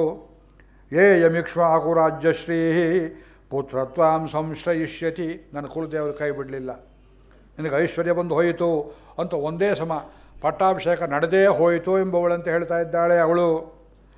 ರಾಮ ಏನು ಮಾತಾಡಲಿಲ್ಲ, ಇದು ನಡೆಯೋದಿಲ್ಲ ಅಂತ ಗೊತ್ತು ಅವನಿಗೆ. ತಾಯಿಗೆ ಅಡ್ಡ ಮಾತನಾಡಲಿಲ್ಲ. ಪ್ರಾಂಜಲಿಂ ಪ್ರಹ್ವಂ ಆಸೀನಂ ವಿವೀಕ್ಷ ಸ್ಮಯನ್ನಿವ. ಕೈ ಮುಗಿದುಕೊಂಡು ತಲೆ ಬಗ್ಗಿಸಿ ವಿನಯದಿಂದ ಕೂತಿರೋ ಲಕ್ಷ್ಮಣನ ನೋಡಿ ಹೇಳಿದ, ಲಕ್ಷ್ಮಣೇ ಮಾಂ ಮಯಾ ಸಾರ್ಧಂ ಪ್ರಸಾಧಿತ್ವಂ ವಸುಂಧರ. ನನ್ನ ಜೊತೆಯಲ್ಲಿ ಭೂಮಿಯನ್ನು ನೀನು ಆಳೋ. ದ್ವಿತೀಯಂ ಮೇ ಅಂತರಾತ್ಮಾನಂ ತ್ವಾಮಿಯಂ ಶ್ರೀರುಪಸ್ಥಿತ. ನನಗೆ ನೀನು 2ನೇ ಅಂತರಾತ್ಮ. ಜ್ಞಾನೀತು ಆತ್ಮ ಇವ ಮೇ ಮತಂ. ಗೀತೆ. ನನಗೆ ರಾಜ್ಯ ಅಂದರೆ ನಿನಗೆ ಯುವರಾಜ್ಯ, ನನಗೆ ವನವಾಸ ಅಂದರೆ ನಿನಗೂ ವನವಾಸ ಅನ್ನೋ ಅರ್ಥದಲ್ಲಿ ಈ ಭೂಮಿಯನ್ನು ನೀನು ಆಳು. ನಾ ಊರಲ್ಲಿದ್ದು ನೀನು ಊರಲ್ಲಿರ್ತೀಯ, ನಾ ಕಾಡ್ಕೋದು ನೀನು ಬರ್ತೀಯೆ ಅಂತ ಹೀಗೆ ಹೇಳಿ ಇನ್ನು ತನ್ನ ಅರಮನೆಗೆ ಹೋಗಿದ್ದಾನೆ ಸೀತಾದೇವಿಯನ್ನು ಕರ್ಕೊಂಡು. ಅಷ್ಟರಲ್ಲಿ ದಶರಥ ಮತ್ತೆ ಹೇಳಿ ಕಳಿಸಿದ ರಾಮನಿಗೆ. ಏನು ವಿಚಿತ್ರ ಇದು, ಯಾತಕ್ಕೋ ಹೇಳಿ ಕಳಿಸ್ತಾ ಇದ್ದಾನಮ್ಮ, ಬರ್ತೆ ಅಂತಾಳು. ಸೀತೆಯನ್ನು ಕೂರಿಸಿ ಅಲ್ಲಿ ಹೋದ. ದಶರಥ ಆಸ್ಥಾನದಿಂದ ಆಗಲೇ ಬಂದಿದ್ದಾನೆ. ಮುಡಿ ತೆಗೆದು ಒಂದು ಕಡೆ ಇಟ್ಟಿದ್ದಾನೆ. ರಾಮನನ್ನು ನೋಡ್ತಾನೆ. ಕಣ್ಣು ತುಂಬ ನೀರು ತುಂಬಿಕೊಳ್ತಾ ಇದೆ. ಮತ್ತೆ ಅಳ್ತಾನೆ. ಯಾಕೆ ಅಳ್ತಾ ಇದ್ದಾನೆ ದಶರಥ ಅಂತ ಗೊತ್ತಿಲ್ಲ. ಪಂಚಾಂಗ ತೆಗೆದು ನೋಡ್ತಾನೆ. ನಾಳೆ ದಿವಸ ಬೆಳಿಗ್ಗೆನೇ ಪುಷ್ಯ ನಕ್ಷತ್ರ, ಅದು ಗೊತ್ತಿಲ್ಲ ಅವನಿಗೆ. ಬರುವ ಪುಷ್ಯಕ್ಕೆ ಪಟ್ಟಾಭಿಷೇಕ ಅಂತ ಹೇಳಿದ್ದಾನೆ. ಪುರೋಹಿತರನ್ನು ಕೇಳದೆ ಇಟ್ಟ ಮುಹೂರ್ತ ಅದು ನಡೀಲಿಲ್ಲ. ಕುಲಗುರುಗಳನ್ನು ಕೇಳಲಿಲ್ಲ. ಪಂಚಾಂಗ ತೆಗೆದು ನೋಡಿದ. ಶ್ವಯೇವ ಪುಷ್ಯೋ ಭವಿತಾ ಶ್ವೋಭಿಷೇಚ್ಯಸ್ತು ಮೇ ಸುತಃ. ಆಮೇಲೆ ಅವನ ಮತ್ತೆ ಆ ರಾಮನನ್ನು ಮುತ್ತಿಟ್ಟು ಅವನಿಗೆ ಹೇಳ್ತಾನೆ, ರಾಮ ವೃದ್ಧೋಸ್ಮಿ ದೀರ್ಘಾಯು ಭುಕ್ತ ಭೋಗ ಮಯಪ್ಸಿತಾ. ಇದೆಲ್ಲ ಬೇಕಾಡ್ದಿದ್ದ ಮಾತು. ಹಿಂದಿನ ಸರ್ಗಕ್ಕೆ ಹೋಗಿದ್ದೇನೆ ಮಾತ್ರ. ಇದು 4ನೇ ಸರ್ಗ ಅಯೋಧ್ಯಾಕಾಂಡ. ನಾನು ವಯಸ್ಸಾಗಿದ್ದವನು ಕಾಣೋ ರಾಮ, ನಾ ಮುದುಕ, ಅನುಭವಿಸೋ ಭೋಗಗಳೆಲ್ಲ ಅನುಭವಿಸಿದ್ದೇನೆ, ಯಾಗ ಮಾಡಿದ್ದೇನೆ, ಯಜ್ಞ ಮಾಡಿದ್ದೇನೆ, ನನಗೇನು ಕೊರತೆ ಇಲ್ಲಪ್ಪ, ಒಂದೇ ಒಂದು ನಿನ್ನ ಪಟ್ಟಾಭಿಷೇಕವನ್ನು ನೋಡಿ ಪ್ರಾಣ ಬಿಡಬೇಕು. ಆದ್ದರಿಂದ ಅದು ಬಿಟ್ಟು ನನಗೇನಿಲ್ಲ. ಅಥೋ ಯತ್ವಾಮಹಂ ಬ್ರೂಯಾಂ ತನ್ಮೇ ತ್ವಂ ಕರ್ತುಮರ್ಹಸಿ. 15ನೇ ಶ್ಲೋಕ ಗಮನವಾಗಿ ಕೇಳ್ಕೊ. ಈಗ ನಾನೇನೇ ಹೇಳ್ತೇನೆಯೋ ಅದನ್ನು ನೀನು ಮಾಡಬೇಕು. ಪಟ್ಟಾಭಿಷೇಕ ಮಾಡೋನು ದಶರಥನೋ ರಾಮನೋ? ನಾ ಮಾಡ್ತೇನೇನೋ ಮಾತಿಲ್ಲ, ನಾನೇನು ಹೇಳ್ತೇನೆ ಅದನ್ನು ಕೇಳು. ನನಗೆ ಗ್ರಹಗತಿ ಚೆನ್ನಾಗಿಲ್ಲ ಅಂತ ಶುರು ಮಾಡಿದೆ. ಜಾತಕ ಬೇರೆ ಗೊತ್ತಿತ್ತು. ಇದು ಕುರುಡು ಜೋಸ್ಯ. ಈ ಕುಂಟು ಜೋಸ್ಯ ಕುರುಡು ಜೋಸ್ಯ ಅಂತ ಹೇಳ್ತಾರೆ ನೋಡಿ. ಅಯ್ಯೋ 3ನೇ ಕಡೆ ಗುರು ಬಂದ, 8ನೇ ಕಡೆ ಶನಿ ಬಂದ. ಯಾವ ಜಾತಕ, ಯಾರು 3ನೇ ಮನೆ, ಯಾರು 8ನೇ ಮನೆ, ಯಾರು 9ನೇ ಮನೆ, ಎಲ್ರಿಗೂ ಒಂದೇ ಮನೆ ಇರೋದಿಲ್ಲ. ಅರ್ಧಂಬರ್ಧ ಜೋಸ್ಯ ತಿಳ್ಕೊಂಡು ಮುಹೂರ್ತವನ್ನು ತಿಳ್ಕೊಳ್ಳದೆ ಅವಷ್ಟಬ್ಧೋಸ್ಮಿ ಅವಷ್ಟಬ್ಧಂಚ ಮೇ ರಾಮ ನಕ್ಷತ್ರಂ ದಾರುಣೈರ್ಗ್ರಹೈ. ಕೇಳಿದ್ರೆ ಹೇಳ್ತಾರೆ ಜೋಯಿಸರು, ರಾಜನಿಗೆ ಮರಣ ಬರ್ಬೋದು, ಕ್ಲೇಶ ಬರ್ಬೋದು ಅಂತ ಕೂಡ ಹೇಳ್ತಾರೆ. ನಮ್ಮ ವಂಶದಲ್ಲಿ ಹಿಂದೆ ಹುಟ್ಟಿದವರ ಅನೇಕರ ಗ್ರಹಗತಿಗಳು ಹಿಂದೆ ಹೀಗೆ ಇದ್ದವು. ತ್ರಿಶಂಕು ಒಳ್ಳೆಯ ಸ್ಥಿತಿಯಲ್ಲಿಲ್ಲ, ನಮಗನುಕೂಲವಾಗಿಲ್ಲ, ಏನಾದರೂ ನಡೆದರೂ ನಡೆಯಬಹುದು. ಭರತನು ಒಳ್ಳೆಯವನೇ ಅಂತ ಶುರು ಮಾಡಿದ್ರು. ಇಷ್ಟೆಲ್ಲ ಹೇಳಿಬಿಟ್ಟು ಭರತನೂ ಪರವಾಗಿಲ್ಲ. ಕಾಮಂಖಲು ಸತಾಂ ವೃತ್ತೇ ಭ್ರಾತಾತೆ ಭರತ ಸ್ಥಿತ. ಎಷ್ಟು ಸೂಕ್ಷ್ಮ ನೋಡಿ. ಭರತನೂ ಒಳ್ಳೆಯವನೇ, ಆದರೆ ಭವಂತಿ ಬಹು ವಿಘ್ನಾನಿ ಕಾರ್ಯಾಣಿ ಏವಂ ವಿಧಾನಿ. ಎಷ್ಟೊಂದು ವಿಘ್ನಗಳು ಯಾವ್ಯಾವ ಸಂದರ್ಭದಲ್ಲಿ ಬರುತ್ತೆಯೋ ನಮಗೆ ಹೇಳೋಕ್ಕೂ ಬರೋದಿಲ್ಲ. ಯಾರ ಮನಸ್ಸು ಯಾವಾಗ ವ್ಯತ್ಯಾಸವಾಗುತ್ತೋ ಹೇಳೋಕೆ ಬರೋದಿಲ್ಲ. ಕಿನ್ನು ಚಿತ್ತಂ ಮನುಷ್ಯಾಣ ಅನಿತ್ಯಮಿತಿ ಮೇ ಮತಿ. ಮನುಷ್ಯರ ಚಿತ್ತ ಅನ್ನುವುದು ಶಾಶ್ವತವಲ್ಲ. ಅಂದರೆ ನನ್ನ ಚಿತ್ತವೂ ಶಾಶ್ವತವಲ್ಲ ಅಂತ ಅದರ ಧ್ವನಿ. ಅದು ಯಾರಾದರೂ ಕೊನೆಗಳಿಗೆ ಹೇಳಿ ಕೈ ಕಿವಿಯಲ್ಲಿ ಶಂಖ ಇಂಕ ಊದಿ, ಏನು ಮಹಾರಾಜರೇ ನನ್ನ ಮಗನಿಗೆ ರಾಜ್ಯ ಕೊಡಿ ಅಂತ ಕೇಳಿದ್ರೆ, I shall be bound by her words. Then what is your duty? You must kill me and crown yourself. ಇವನು ಹೇಳ್ತಾನೆ ಅವನು. ನನ್ನ ಕೊಂದಾದರೂ ಪರವಾಗಿಲ್ಲ, ನೀ ಪಟ್ಟಾಭಿಷೇಕವನ್ನು ಮಾಡ್ಕೋ, ನನ್ನ ಮನಸ್ಸು ಹೇಗಿರುತ್ತೋ ಗೊತ್ತಿಲ್ಲ ಅಂತ ಹೀಗೆಲ್ಲ ಹೇಳ್ಕೊಳ್ಳುವ ಮಾತು. ಈ ಕಡೆ ವಸಿಷ್ಠರು ಬಂದರು, ಕರ್ಕೊಂಡು ಹೋದರು. ರಾಮ, ನಾಳೆಯೇ ಬೆಳಗ್ಗೆ ಪಟ್ಟಾಭಿಷೇಕಪ್ಪ, ನಿಮ್ಮಪ್ಪ ಈಗ ಪಂಚಾಂಗ ನೋಡ್ಕೊಂಡು ನನಗೆ ಬರೀ ಹುಜೂರ್ ಆರ್ಡರ್ ಮಾಡಿದ್ದಾನೆ ಎಂಬುದಾಗಿ ಆ ರಾಮನ ಕೈಗೆ ಕಂಕಣ ಕಟ್ತಾರೆ. ಇಲ್ಲಿ ಚಂಪು ರಾಮಾಯಣಕಾರರು ರಾಮಾಯಣದಲ್ಲಿ ಇಲ್ಲದೇದ್ದೊಂದು ವಿಷಯ ಹೇಳಿದ್ದಾರೆ. ಎಷ್ಟು ಸುಂದರವಾಗಿ ಹೇಳಿದ್ದಾರೆ. ಕೌಸಲ್ಯ ಅಳುವ ಮಾತಿನಲ್ಲಿ ಬರ್ತದೆ ಅದು. ಸರ್ವಜ್ಞರು ಕುಲಪುರೋಹಿತರು ವಸಿಷ್ಠರು. ಅವರಿಟ್ಟು ಮುಹೂರ್ತ ವ್ಯತ್ಯಾಸ ಆಗೋದಕ್ಕೆ ಕಾರಣವಿಲ್ಲ. ಅವರಿಟ್ಟರೋ ಇಡಲಿಲ್ವೋ ಗೊತ್ತಿಲ್ಲ. ನಿಮ್ಮಪ್ಪ ಅವ್ರ ಮಾತು ಕೇಳದೇ ಇಡುವವರಲ್ಲ. ಅದೇನಾಯಿತು ಅಂತ ನನಗೆ ಗೊತ್ತಿಲ್ಲ. ವಸಿಷ್ಠರೇ ಇಟ್ಟು ಪಟ್ಟಾಭಿಷೇಕ ತಪ್ಪಿ ನೀ ಕಾಡಿಗೆ ಹೋಗಿರೋ ಸಂದರ್ಭದಲ್ಲಿ ವಸಿಷ್ಠರು ಸಂಕಲ್ಪ ಬದಲಿ ಮಾಡಿರಬೇಕು. ರೇಖಾರಥಾಂಗ ಸರಸೀರುವ ಶಂಖಚಿಹ್ನೆ ಕ್ಷೇಮಂಕರೇ ತವ ಕರೆ ಜಗತಾಂ ತ್ರಯಾಣಾಂ. ರಾಮನಿಗೆ ಕಂಕಣ ಕಟ್ಟಬೇಕು ವಸಿಷ್ಠರು. ಮಗು ಕೈ ತೊಳ್ಕೊಂಡ್ರು. ಎಲ್ಲ ಕೈ ಕೊಡಪ್ಪ ಈ ಕಡೆ. ಸಕರೇಣ ರಕ್ಷಾ. 3 ಸುತ್ತು ಹಳದಿ ದಾರ ಕಟ್ಟಬೇಕು. ಕೈ ನೋಡ್ತಾ ಇದ್ದಾರೆ, ಅದರಲ್ಲಿ ರೇಖೆಗಳು ಕಾಣಿಸ್ತವೆ. ರೇಖಾ ರಥಾಂಗ ಸರಸೀರುವ ಶಂಖಚಿಹ್ನೆ, ಪದ್ಮ, ಶಂಖ, ಚಕ್ರ ಇದನ್ನೆಲ್ಲ ನೋಡಿದರು. ಕ್ಷೇಮಂಕರೇ, ಜಗತ್ತಿಗೆ ಕ್ಷೇಮ ಕೊಡುವ ನಿನ್ನ ಕೈ. ಜಗತ ಅಂತ್ರಯಾಣ, 3 ಲೋಕಕ್ಕೂ ಕ್ಷೇಮ ಮಾಡುವ ಕೈ. ಇದು ಪಟ್ಟಾಭಿಷೇಕ ಮಾಡಿಕೊಂಡು ರಾಜ್ಯಸೂತ್ರ ಹಿಡಿದು ಇಲ್ಲಿರುವ ಬದಲು ಕಾಂತಾರ ಕಂದ ಖನನಂ ರಚಯಸ್ವನೂನಂ.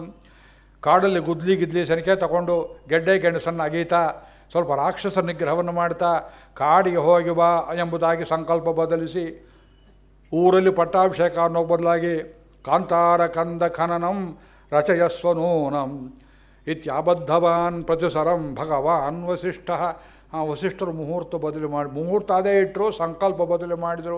ಇಲ್ದಿದ್ದರೆ ಮಗುನೇನು ಪಟ್ಟಾಭಿಷೇಕ ತಪ್ಪೋದಕ್ಕೆ ಏನು ಕಾರಣ ಅಂತ ಆ ರಾಮನ ಕೈ ನೋಡಿ ಗೊಳೋ ಅಂತ ಅಳ್ತಾಳಂತೆ ಕೌಸಲ್ಯೆ. ಚಂಪು ರಾಮಾಯಣಕಾರರು ಎಳ್ಳಷ್ಟು ವಾಲ್ಮೀಕಿಯನ್ನು ಬಿಟ್ಟಿಲ್ಲ. ಎಷ್ಟು ಕಡೆ ಇಂಥ ಅದ್ಭುತವಾದ ಸಮಾಚಾರ ಕೊಟ್ಟಿದ್ದಾರೆ. ಪುರೋಹಿತರು ಹೇಳಿದರು, ರಾಮ ಇವತ್ತು ಏಕಾಸನದಲ್ಲಿ ಕೂತ್ಕೋಬೇಕು, ಜಾಗರಣೆ, ರಾತ್ರಿ ನಿದ್ದೆ ಮಾಡಬಾರ್ದಪ್ಪ, ಬುಟ್ಟಿ ತುಂಬ ಪುಷ್ಪ ಇಟ್ಟಿದ್ದೇನೆ, ನಿನ್ನ ಕುಲದೇವತೆ ರಂಗನಾಥನಿಗೆ ಅರ್ಚನೆ ಮಾಡಬೇಕು ಅಂಥೇಳಿ ನೈವೇದ್ಯ ಬಂತು. ಗಂಟೆಗೊಂದು ಸಲ ನೈವೇದ್ಯ ಬರ್ತಾ ಇದೆ. ಪ್ರಗೃಹ್ಯ ಶಿರಸಾ ಪಾತ್ರೀಂ ಹವಿಷೋ ವಿಧಿವತ್ತತಃ. 2ನೇ ಶ್ಲೋಕ 6ನೇ ಸರ್ಗ. ರಾಮಚಂದ್ರ ತಲೆಗೆ ಸಿಂಬಿ ಕಟ್ಟಿ ತನ್ನ ಕುಲದೇವತೆಯ ರಂಗನಾಥನಿಗೆ ಬಿಸಿ ಬಿಸಿ ಸಕ್ಕರೆ ಪೊಂಗಲ್ ತಲೆ ಮೇಲಿಟ್ಕೊಂಡು ನಿವೇದನೆ ಮಾಡಿದ ಅಂತ ಬರೆದಿದ್ದಾರೆ. ತಿರುಪತಿ ಶ್ರೀನಿವಾಸನಿಗೆ ವೈಖಾನಸ ಆಗಮದಲ್ಲಿ ಹಾಗೆ ಮಾಡ್ತಾರೆ. ನೆಲದ ಮೇಲಿಟ್ಟು ನಿವೇದನೆ ಮಾಡಬಾರ್ದು ದೇವರಿಗೆ. ತಲೆ ಮೇಲಿಟ್ಕೊಂಡು ಬಾಯೆಲ್ಲ ಮುಚ್ಚಿಕೊಂಡು ಅದರಲ್ಲಿ ಉಸಿರಾಡುವಾಗ ಏನಾದರೂ ಬಾಯಿಂದ ಒಂದು ಅಗಳೋ ಎಂಜಲೋ ಬಂದರೆ ದೇವರ ನೈವೇದ್ಯ ಆಗೋದಿಲ್ಲ ಅಂಥೇಳಿ ಇಲ್ಲಿ ತನಕ ಬಟ್ಟೆ ಕಟ್ಕೊಂಡು ಉಪರಿಹಿ ದೇವೇಭ್ಯೋ ದಧಾತಿ. ವೇದದಲ್ಲಿ ಹೇಳ್ತಾರೆ ನಮ್ಮ ತೈತ್ರಿ ಶ್ರುತಿಯಲ್ಲಿ, ದೇವತೆಗಳಿಗೆ ಹೀಗೆಯೇ ಕೊಡಬೇಕು, ನಾವು ಕಣ್ಣಿಂದ ನೋಡಬಾರ್ದು.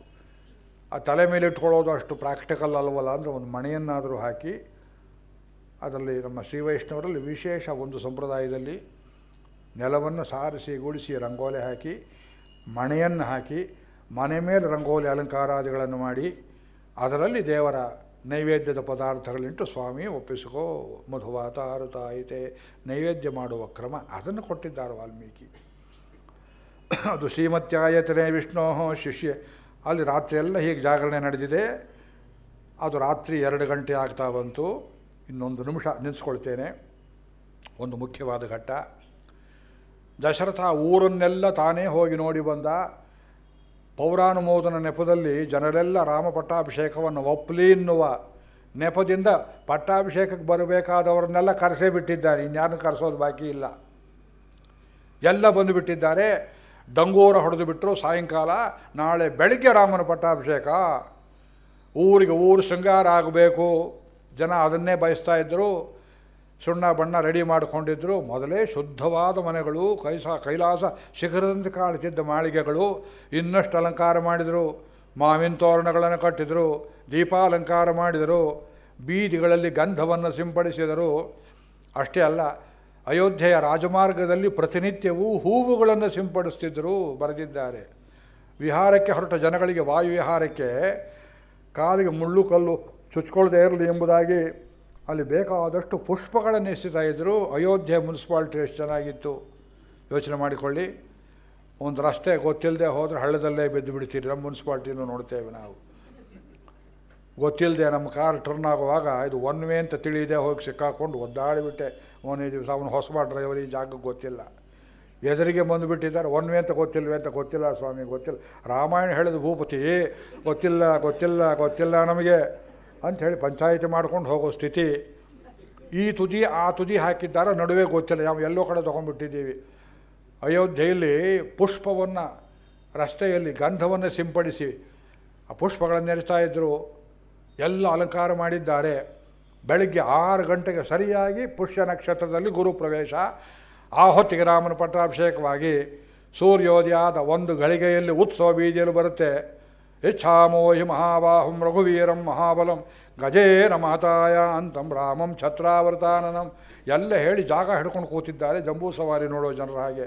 ನಾಲ್ವಡಿ ಕೃಷ್ಣರಾಜ ಒಡೆಯರ ಕಾಲದಲ್ಲಿ ಮೈಸೂರು ರಾಜಾಜರಾವ್ ರಸ್ತೆಯಲ್ಲಿ 2 ದಿವಸ 3 ದಿವಸ ಮುಂಚೆ ಮಳೆ ಬಂದರೂ ಛತ್ರಿ ಹಿಡ್ಕೊಂಡು ಜನ ಕೂತಿರ್ತಿದ್ರು. ಆ ಸುಬ್ರಹ್ಮಣ್ಯ ಆಸ್ಪತ್ರೆ ಹತ್ರ ನಾನೂ ಕಾದಿದ್ದೆ ಒಂದು ರಾತ್ರಿ ಪೂರ್ತಿ. ನೋಡಬೇಕು ವೈಭವ ನೋಡಬೇಕು.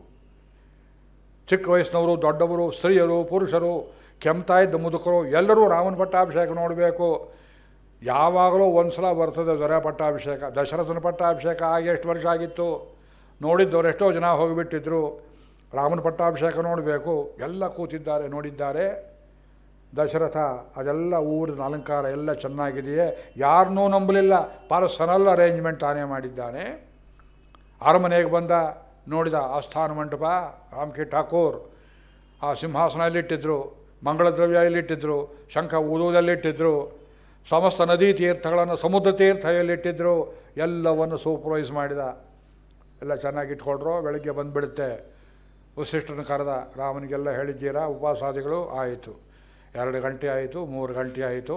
ಹಬ್ಬ ಏನೇನು ಪಾಸಿಬಲ್ ವಿಘ್ನಗಳಿದ್ವೋ ಎಲ್ಲ ಗೆದ್ದಾಯಿತು ಅಂತ ಹೇಳಿ ದೊಡ್ಡ ವಿಘ್ನ ಇದ್ದ ಕಡೆಯಲ್ಲಿ ಒಂದು 5 ನಿಮಿಷ ಹೆಂಡತಿ ಜೊತೆಯಲ್ಲಿ ಕೈಕೈ ಜೊತೆಯಲ್ಲಿದ್ದು ತಲೆ ಕೆರ್ಕೊಂಡು ಬೆಂಕಿ ಹಚ್ಕೊಂಡು ಬರೋಣ ಅಂತ ಅವಳ ಅರಮನೆಗೆ ಹೋದ ಎಂಬಲ್ಲಿಗೆ ಲವಕುಶರು ರಾಮಾಶ್ವಮೇಧ ಮಂಟಪದಲ್ಲಿ ಮಂಗಳಾಶಾಸ್ತ್ರ ಮಾಡಿಸಿದ್ದಾರೆ. ಇದು ಕಥೆ ನಿಲ್ಲಿಸಬಾರದ ಸಂದರ್ಭ, ನಾನೇನು ಮಾಡಲಿ. ಅಲ್ಲೇ ಮೃತ್ಯು ಇದೆ, ಅವನಿಗೆ ಗೊತ್ತಿಲ್ಲ. ಅಲ್ಲೇ ಕೈಕೈ ಇದ್ದಾಳೆ, ಅಲ್ಲೇ ಮಂತ್ರ ಇದ್ದಾಳೆ. ಅವಳು ಗಾಢನಿದ್ರೆ ಮಂತ್ರೆ ಬಂದು ಉರುಳಿಸಿ ಉರುಳಿಸಿ ಉರುಳಿಸಿ ಎಬ್ಬಿಸ್ತಾಳೆ. ಇವಳು ಎಷ್ಟು ಇದು ಮುಗ್ಧ ಸ್ವಭಾವ. ಕೈ ಒಂದು ಅಂಶ ಹೇಳಿದೆ, ಇನ್ನೊಂದು ಅಂಶ ಏನು, ತನ್ನ ರೂಪದಲ್ಲಿ ತನಗೆ ಹೆಮ್ಮೆ, ಕಪಟ ಗೊತ್ತಿಲ್ಲ. ಪ್ಲಸ್ ಪಾಯಿಂಟ್ಸ್ ವಾಲ್ಮೀಕಿ ಕೊಟ್ಟಿದ್ದಾರೆ. ಸುತರಾಮ್ ರಾಜಕೀಯ ಗೊತ್ತಿಲ್ಲದೆ ಇರುವವಳು. ಇವಳು ಗೊತ್ತಿದ್ದು ಕನ್ನಡಿ ಒಂದೇ. ಕನ್ನಡಿ ಆಯಿತು, ತನ್ನ ರೂಪ ಆಯಿತು, ತನ್ನ ಗಂಡ ಹೇಗೆ ಮುದ್ದು ಮಾಡಿದ, ಸೆಲ್ಫ್ ಸೆಂಟರ್. ರಾಜಕಾರಣ ಏನೂ ಗೊತ್ತಿಲ್ಲ ಅವಳಿಗೆ. ಅವಳನ್ನು ಉರುಳಿಸಿ ಎಬ್ಬಿಸಿ ಹೋಯಿತು. ಚಲಂ ಮಿತವ ಸೌಭಾಗ್ಯಂ. ಕನ್ನಡಿ ಕನ್ನಡಿ ಹೇಳ್ತಾ ಇದ್ದೆ, ನೀನು ಕನ್ನಡ, ನಿನ್ನ ಗಂಡ ನಿನ್ನ ಮುದ್ದು ಮಾಡ್ತಾನೆ, ರಾಜ್ಯ ಮಾತ್ರ ಸವತಿ ಮಗನಿಗೆ ಕೊಡ್ತಾನೆ, ಗೊತ್ತಿಲ್ಲವೇ ನಿನಗೆ ಅಂತ ಎಬ್ಬಿಸಿ ಅನರ್ಥವನ್ನು ಮಾಡಿದ ಕಥೆಯನ್ನು ನಾಳೆ ನೀವು ಕೇಳಬೇಕು. ಇವತ್ತೆಷ್ಟೋ ಶ್ಲೋಕಗಳನ್ನು ಬಿಟ್ಟುಬಿಟ್ಟೆ, ಸಂದರ್ಭಗಳನ್ನು ಸ್ವಲ್ಪ ಹಿಂದೆ ಮುಂದೆ ಮಾಡಿಬಿಟ್ಟೆ. ರಾಮಾಯಣದ ರಾಜಕೀಯ ಇನ್ನೂ ದೀರ್ಘವಾಗಿ ಹೇಳಬೇಕು, ಪುಸ್ತಕದಲ್ಲಿ ಬರೀಬೇಕು. ಆದರೆ ಅತ್ಯಂತ ರಸವತ್ತಾದ ಹೃದಯ ಸ್ಪರ್ಶಿ ಭಾಗಗಳನ್ನು ಬಿಡುವುದಕ್ಕೆ ಇಷ್ಟವಿಲ್ಲದೆ ಅದೆಷ್ಟು ಬೇಕೋ ಅಷ್ಟೇ ಕೊಟ್ಟಿದ್ದೇನೆ. ಬೇಕಾದ್ದನ್ನು ಮುಂದೆ ಹೇಳ್ತೇನೆ. ಮಂಗಳಂ ಕೋಸಲೇಂದ್ರಾಯ ಮಹನೀಯ ಗುಣಾಬ್ಧಯೇ ಚಕ್ರವರ್ತಿ ತನೂಜಾಯ ಸಾರ್ವಭೌಮಾಯ ಮಂಗಳಂ. ಸ್ವಸ್ತಿ ಪ್ರಜಾಭ್ಯ ಪರಿಪಾಲಯಂತಾಂ ನ್ಯಾಯೇನ ಮಾರ್ಗೇಣ ಮಹೀಂ ಮಹಿಷಾಃ ಗೋಬ್ರಾಹ್ಮಣೇಭ್ಯ ಶುಭಮಸ್ತು ನಿತ್ಯಂ. ಲೋಕಾಃ ಸಮಸ್ತಾಃ ಸುಖಿನೋ ಭವಂತು. ಮಂಗಳಂ ಮಂಗಳಂ ಮಂಗಳಂ. ನಿತ್ಯಶ್ರೀರ್ನಿತ್ಯಮಂಗಳಂ ನಿತ್ಯಶ್ರೀರ್ನಿತ್ಯಮಂಗಳಂ.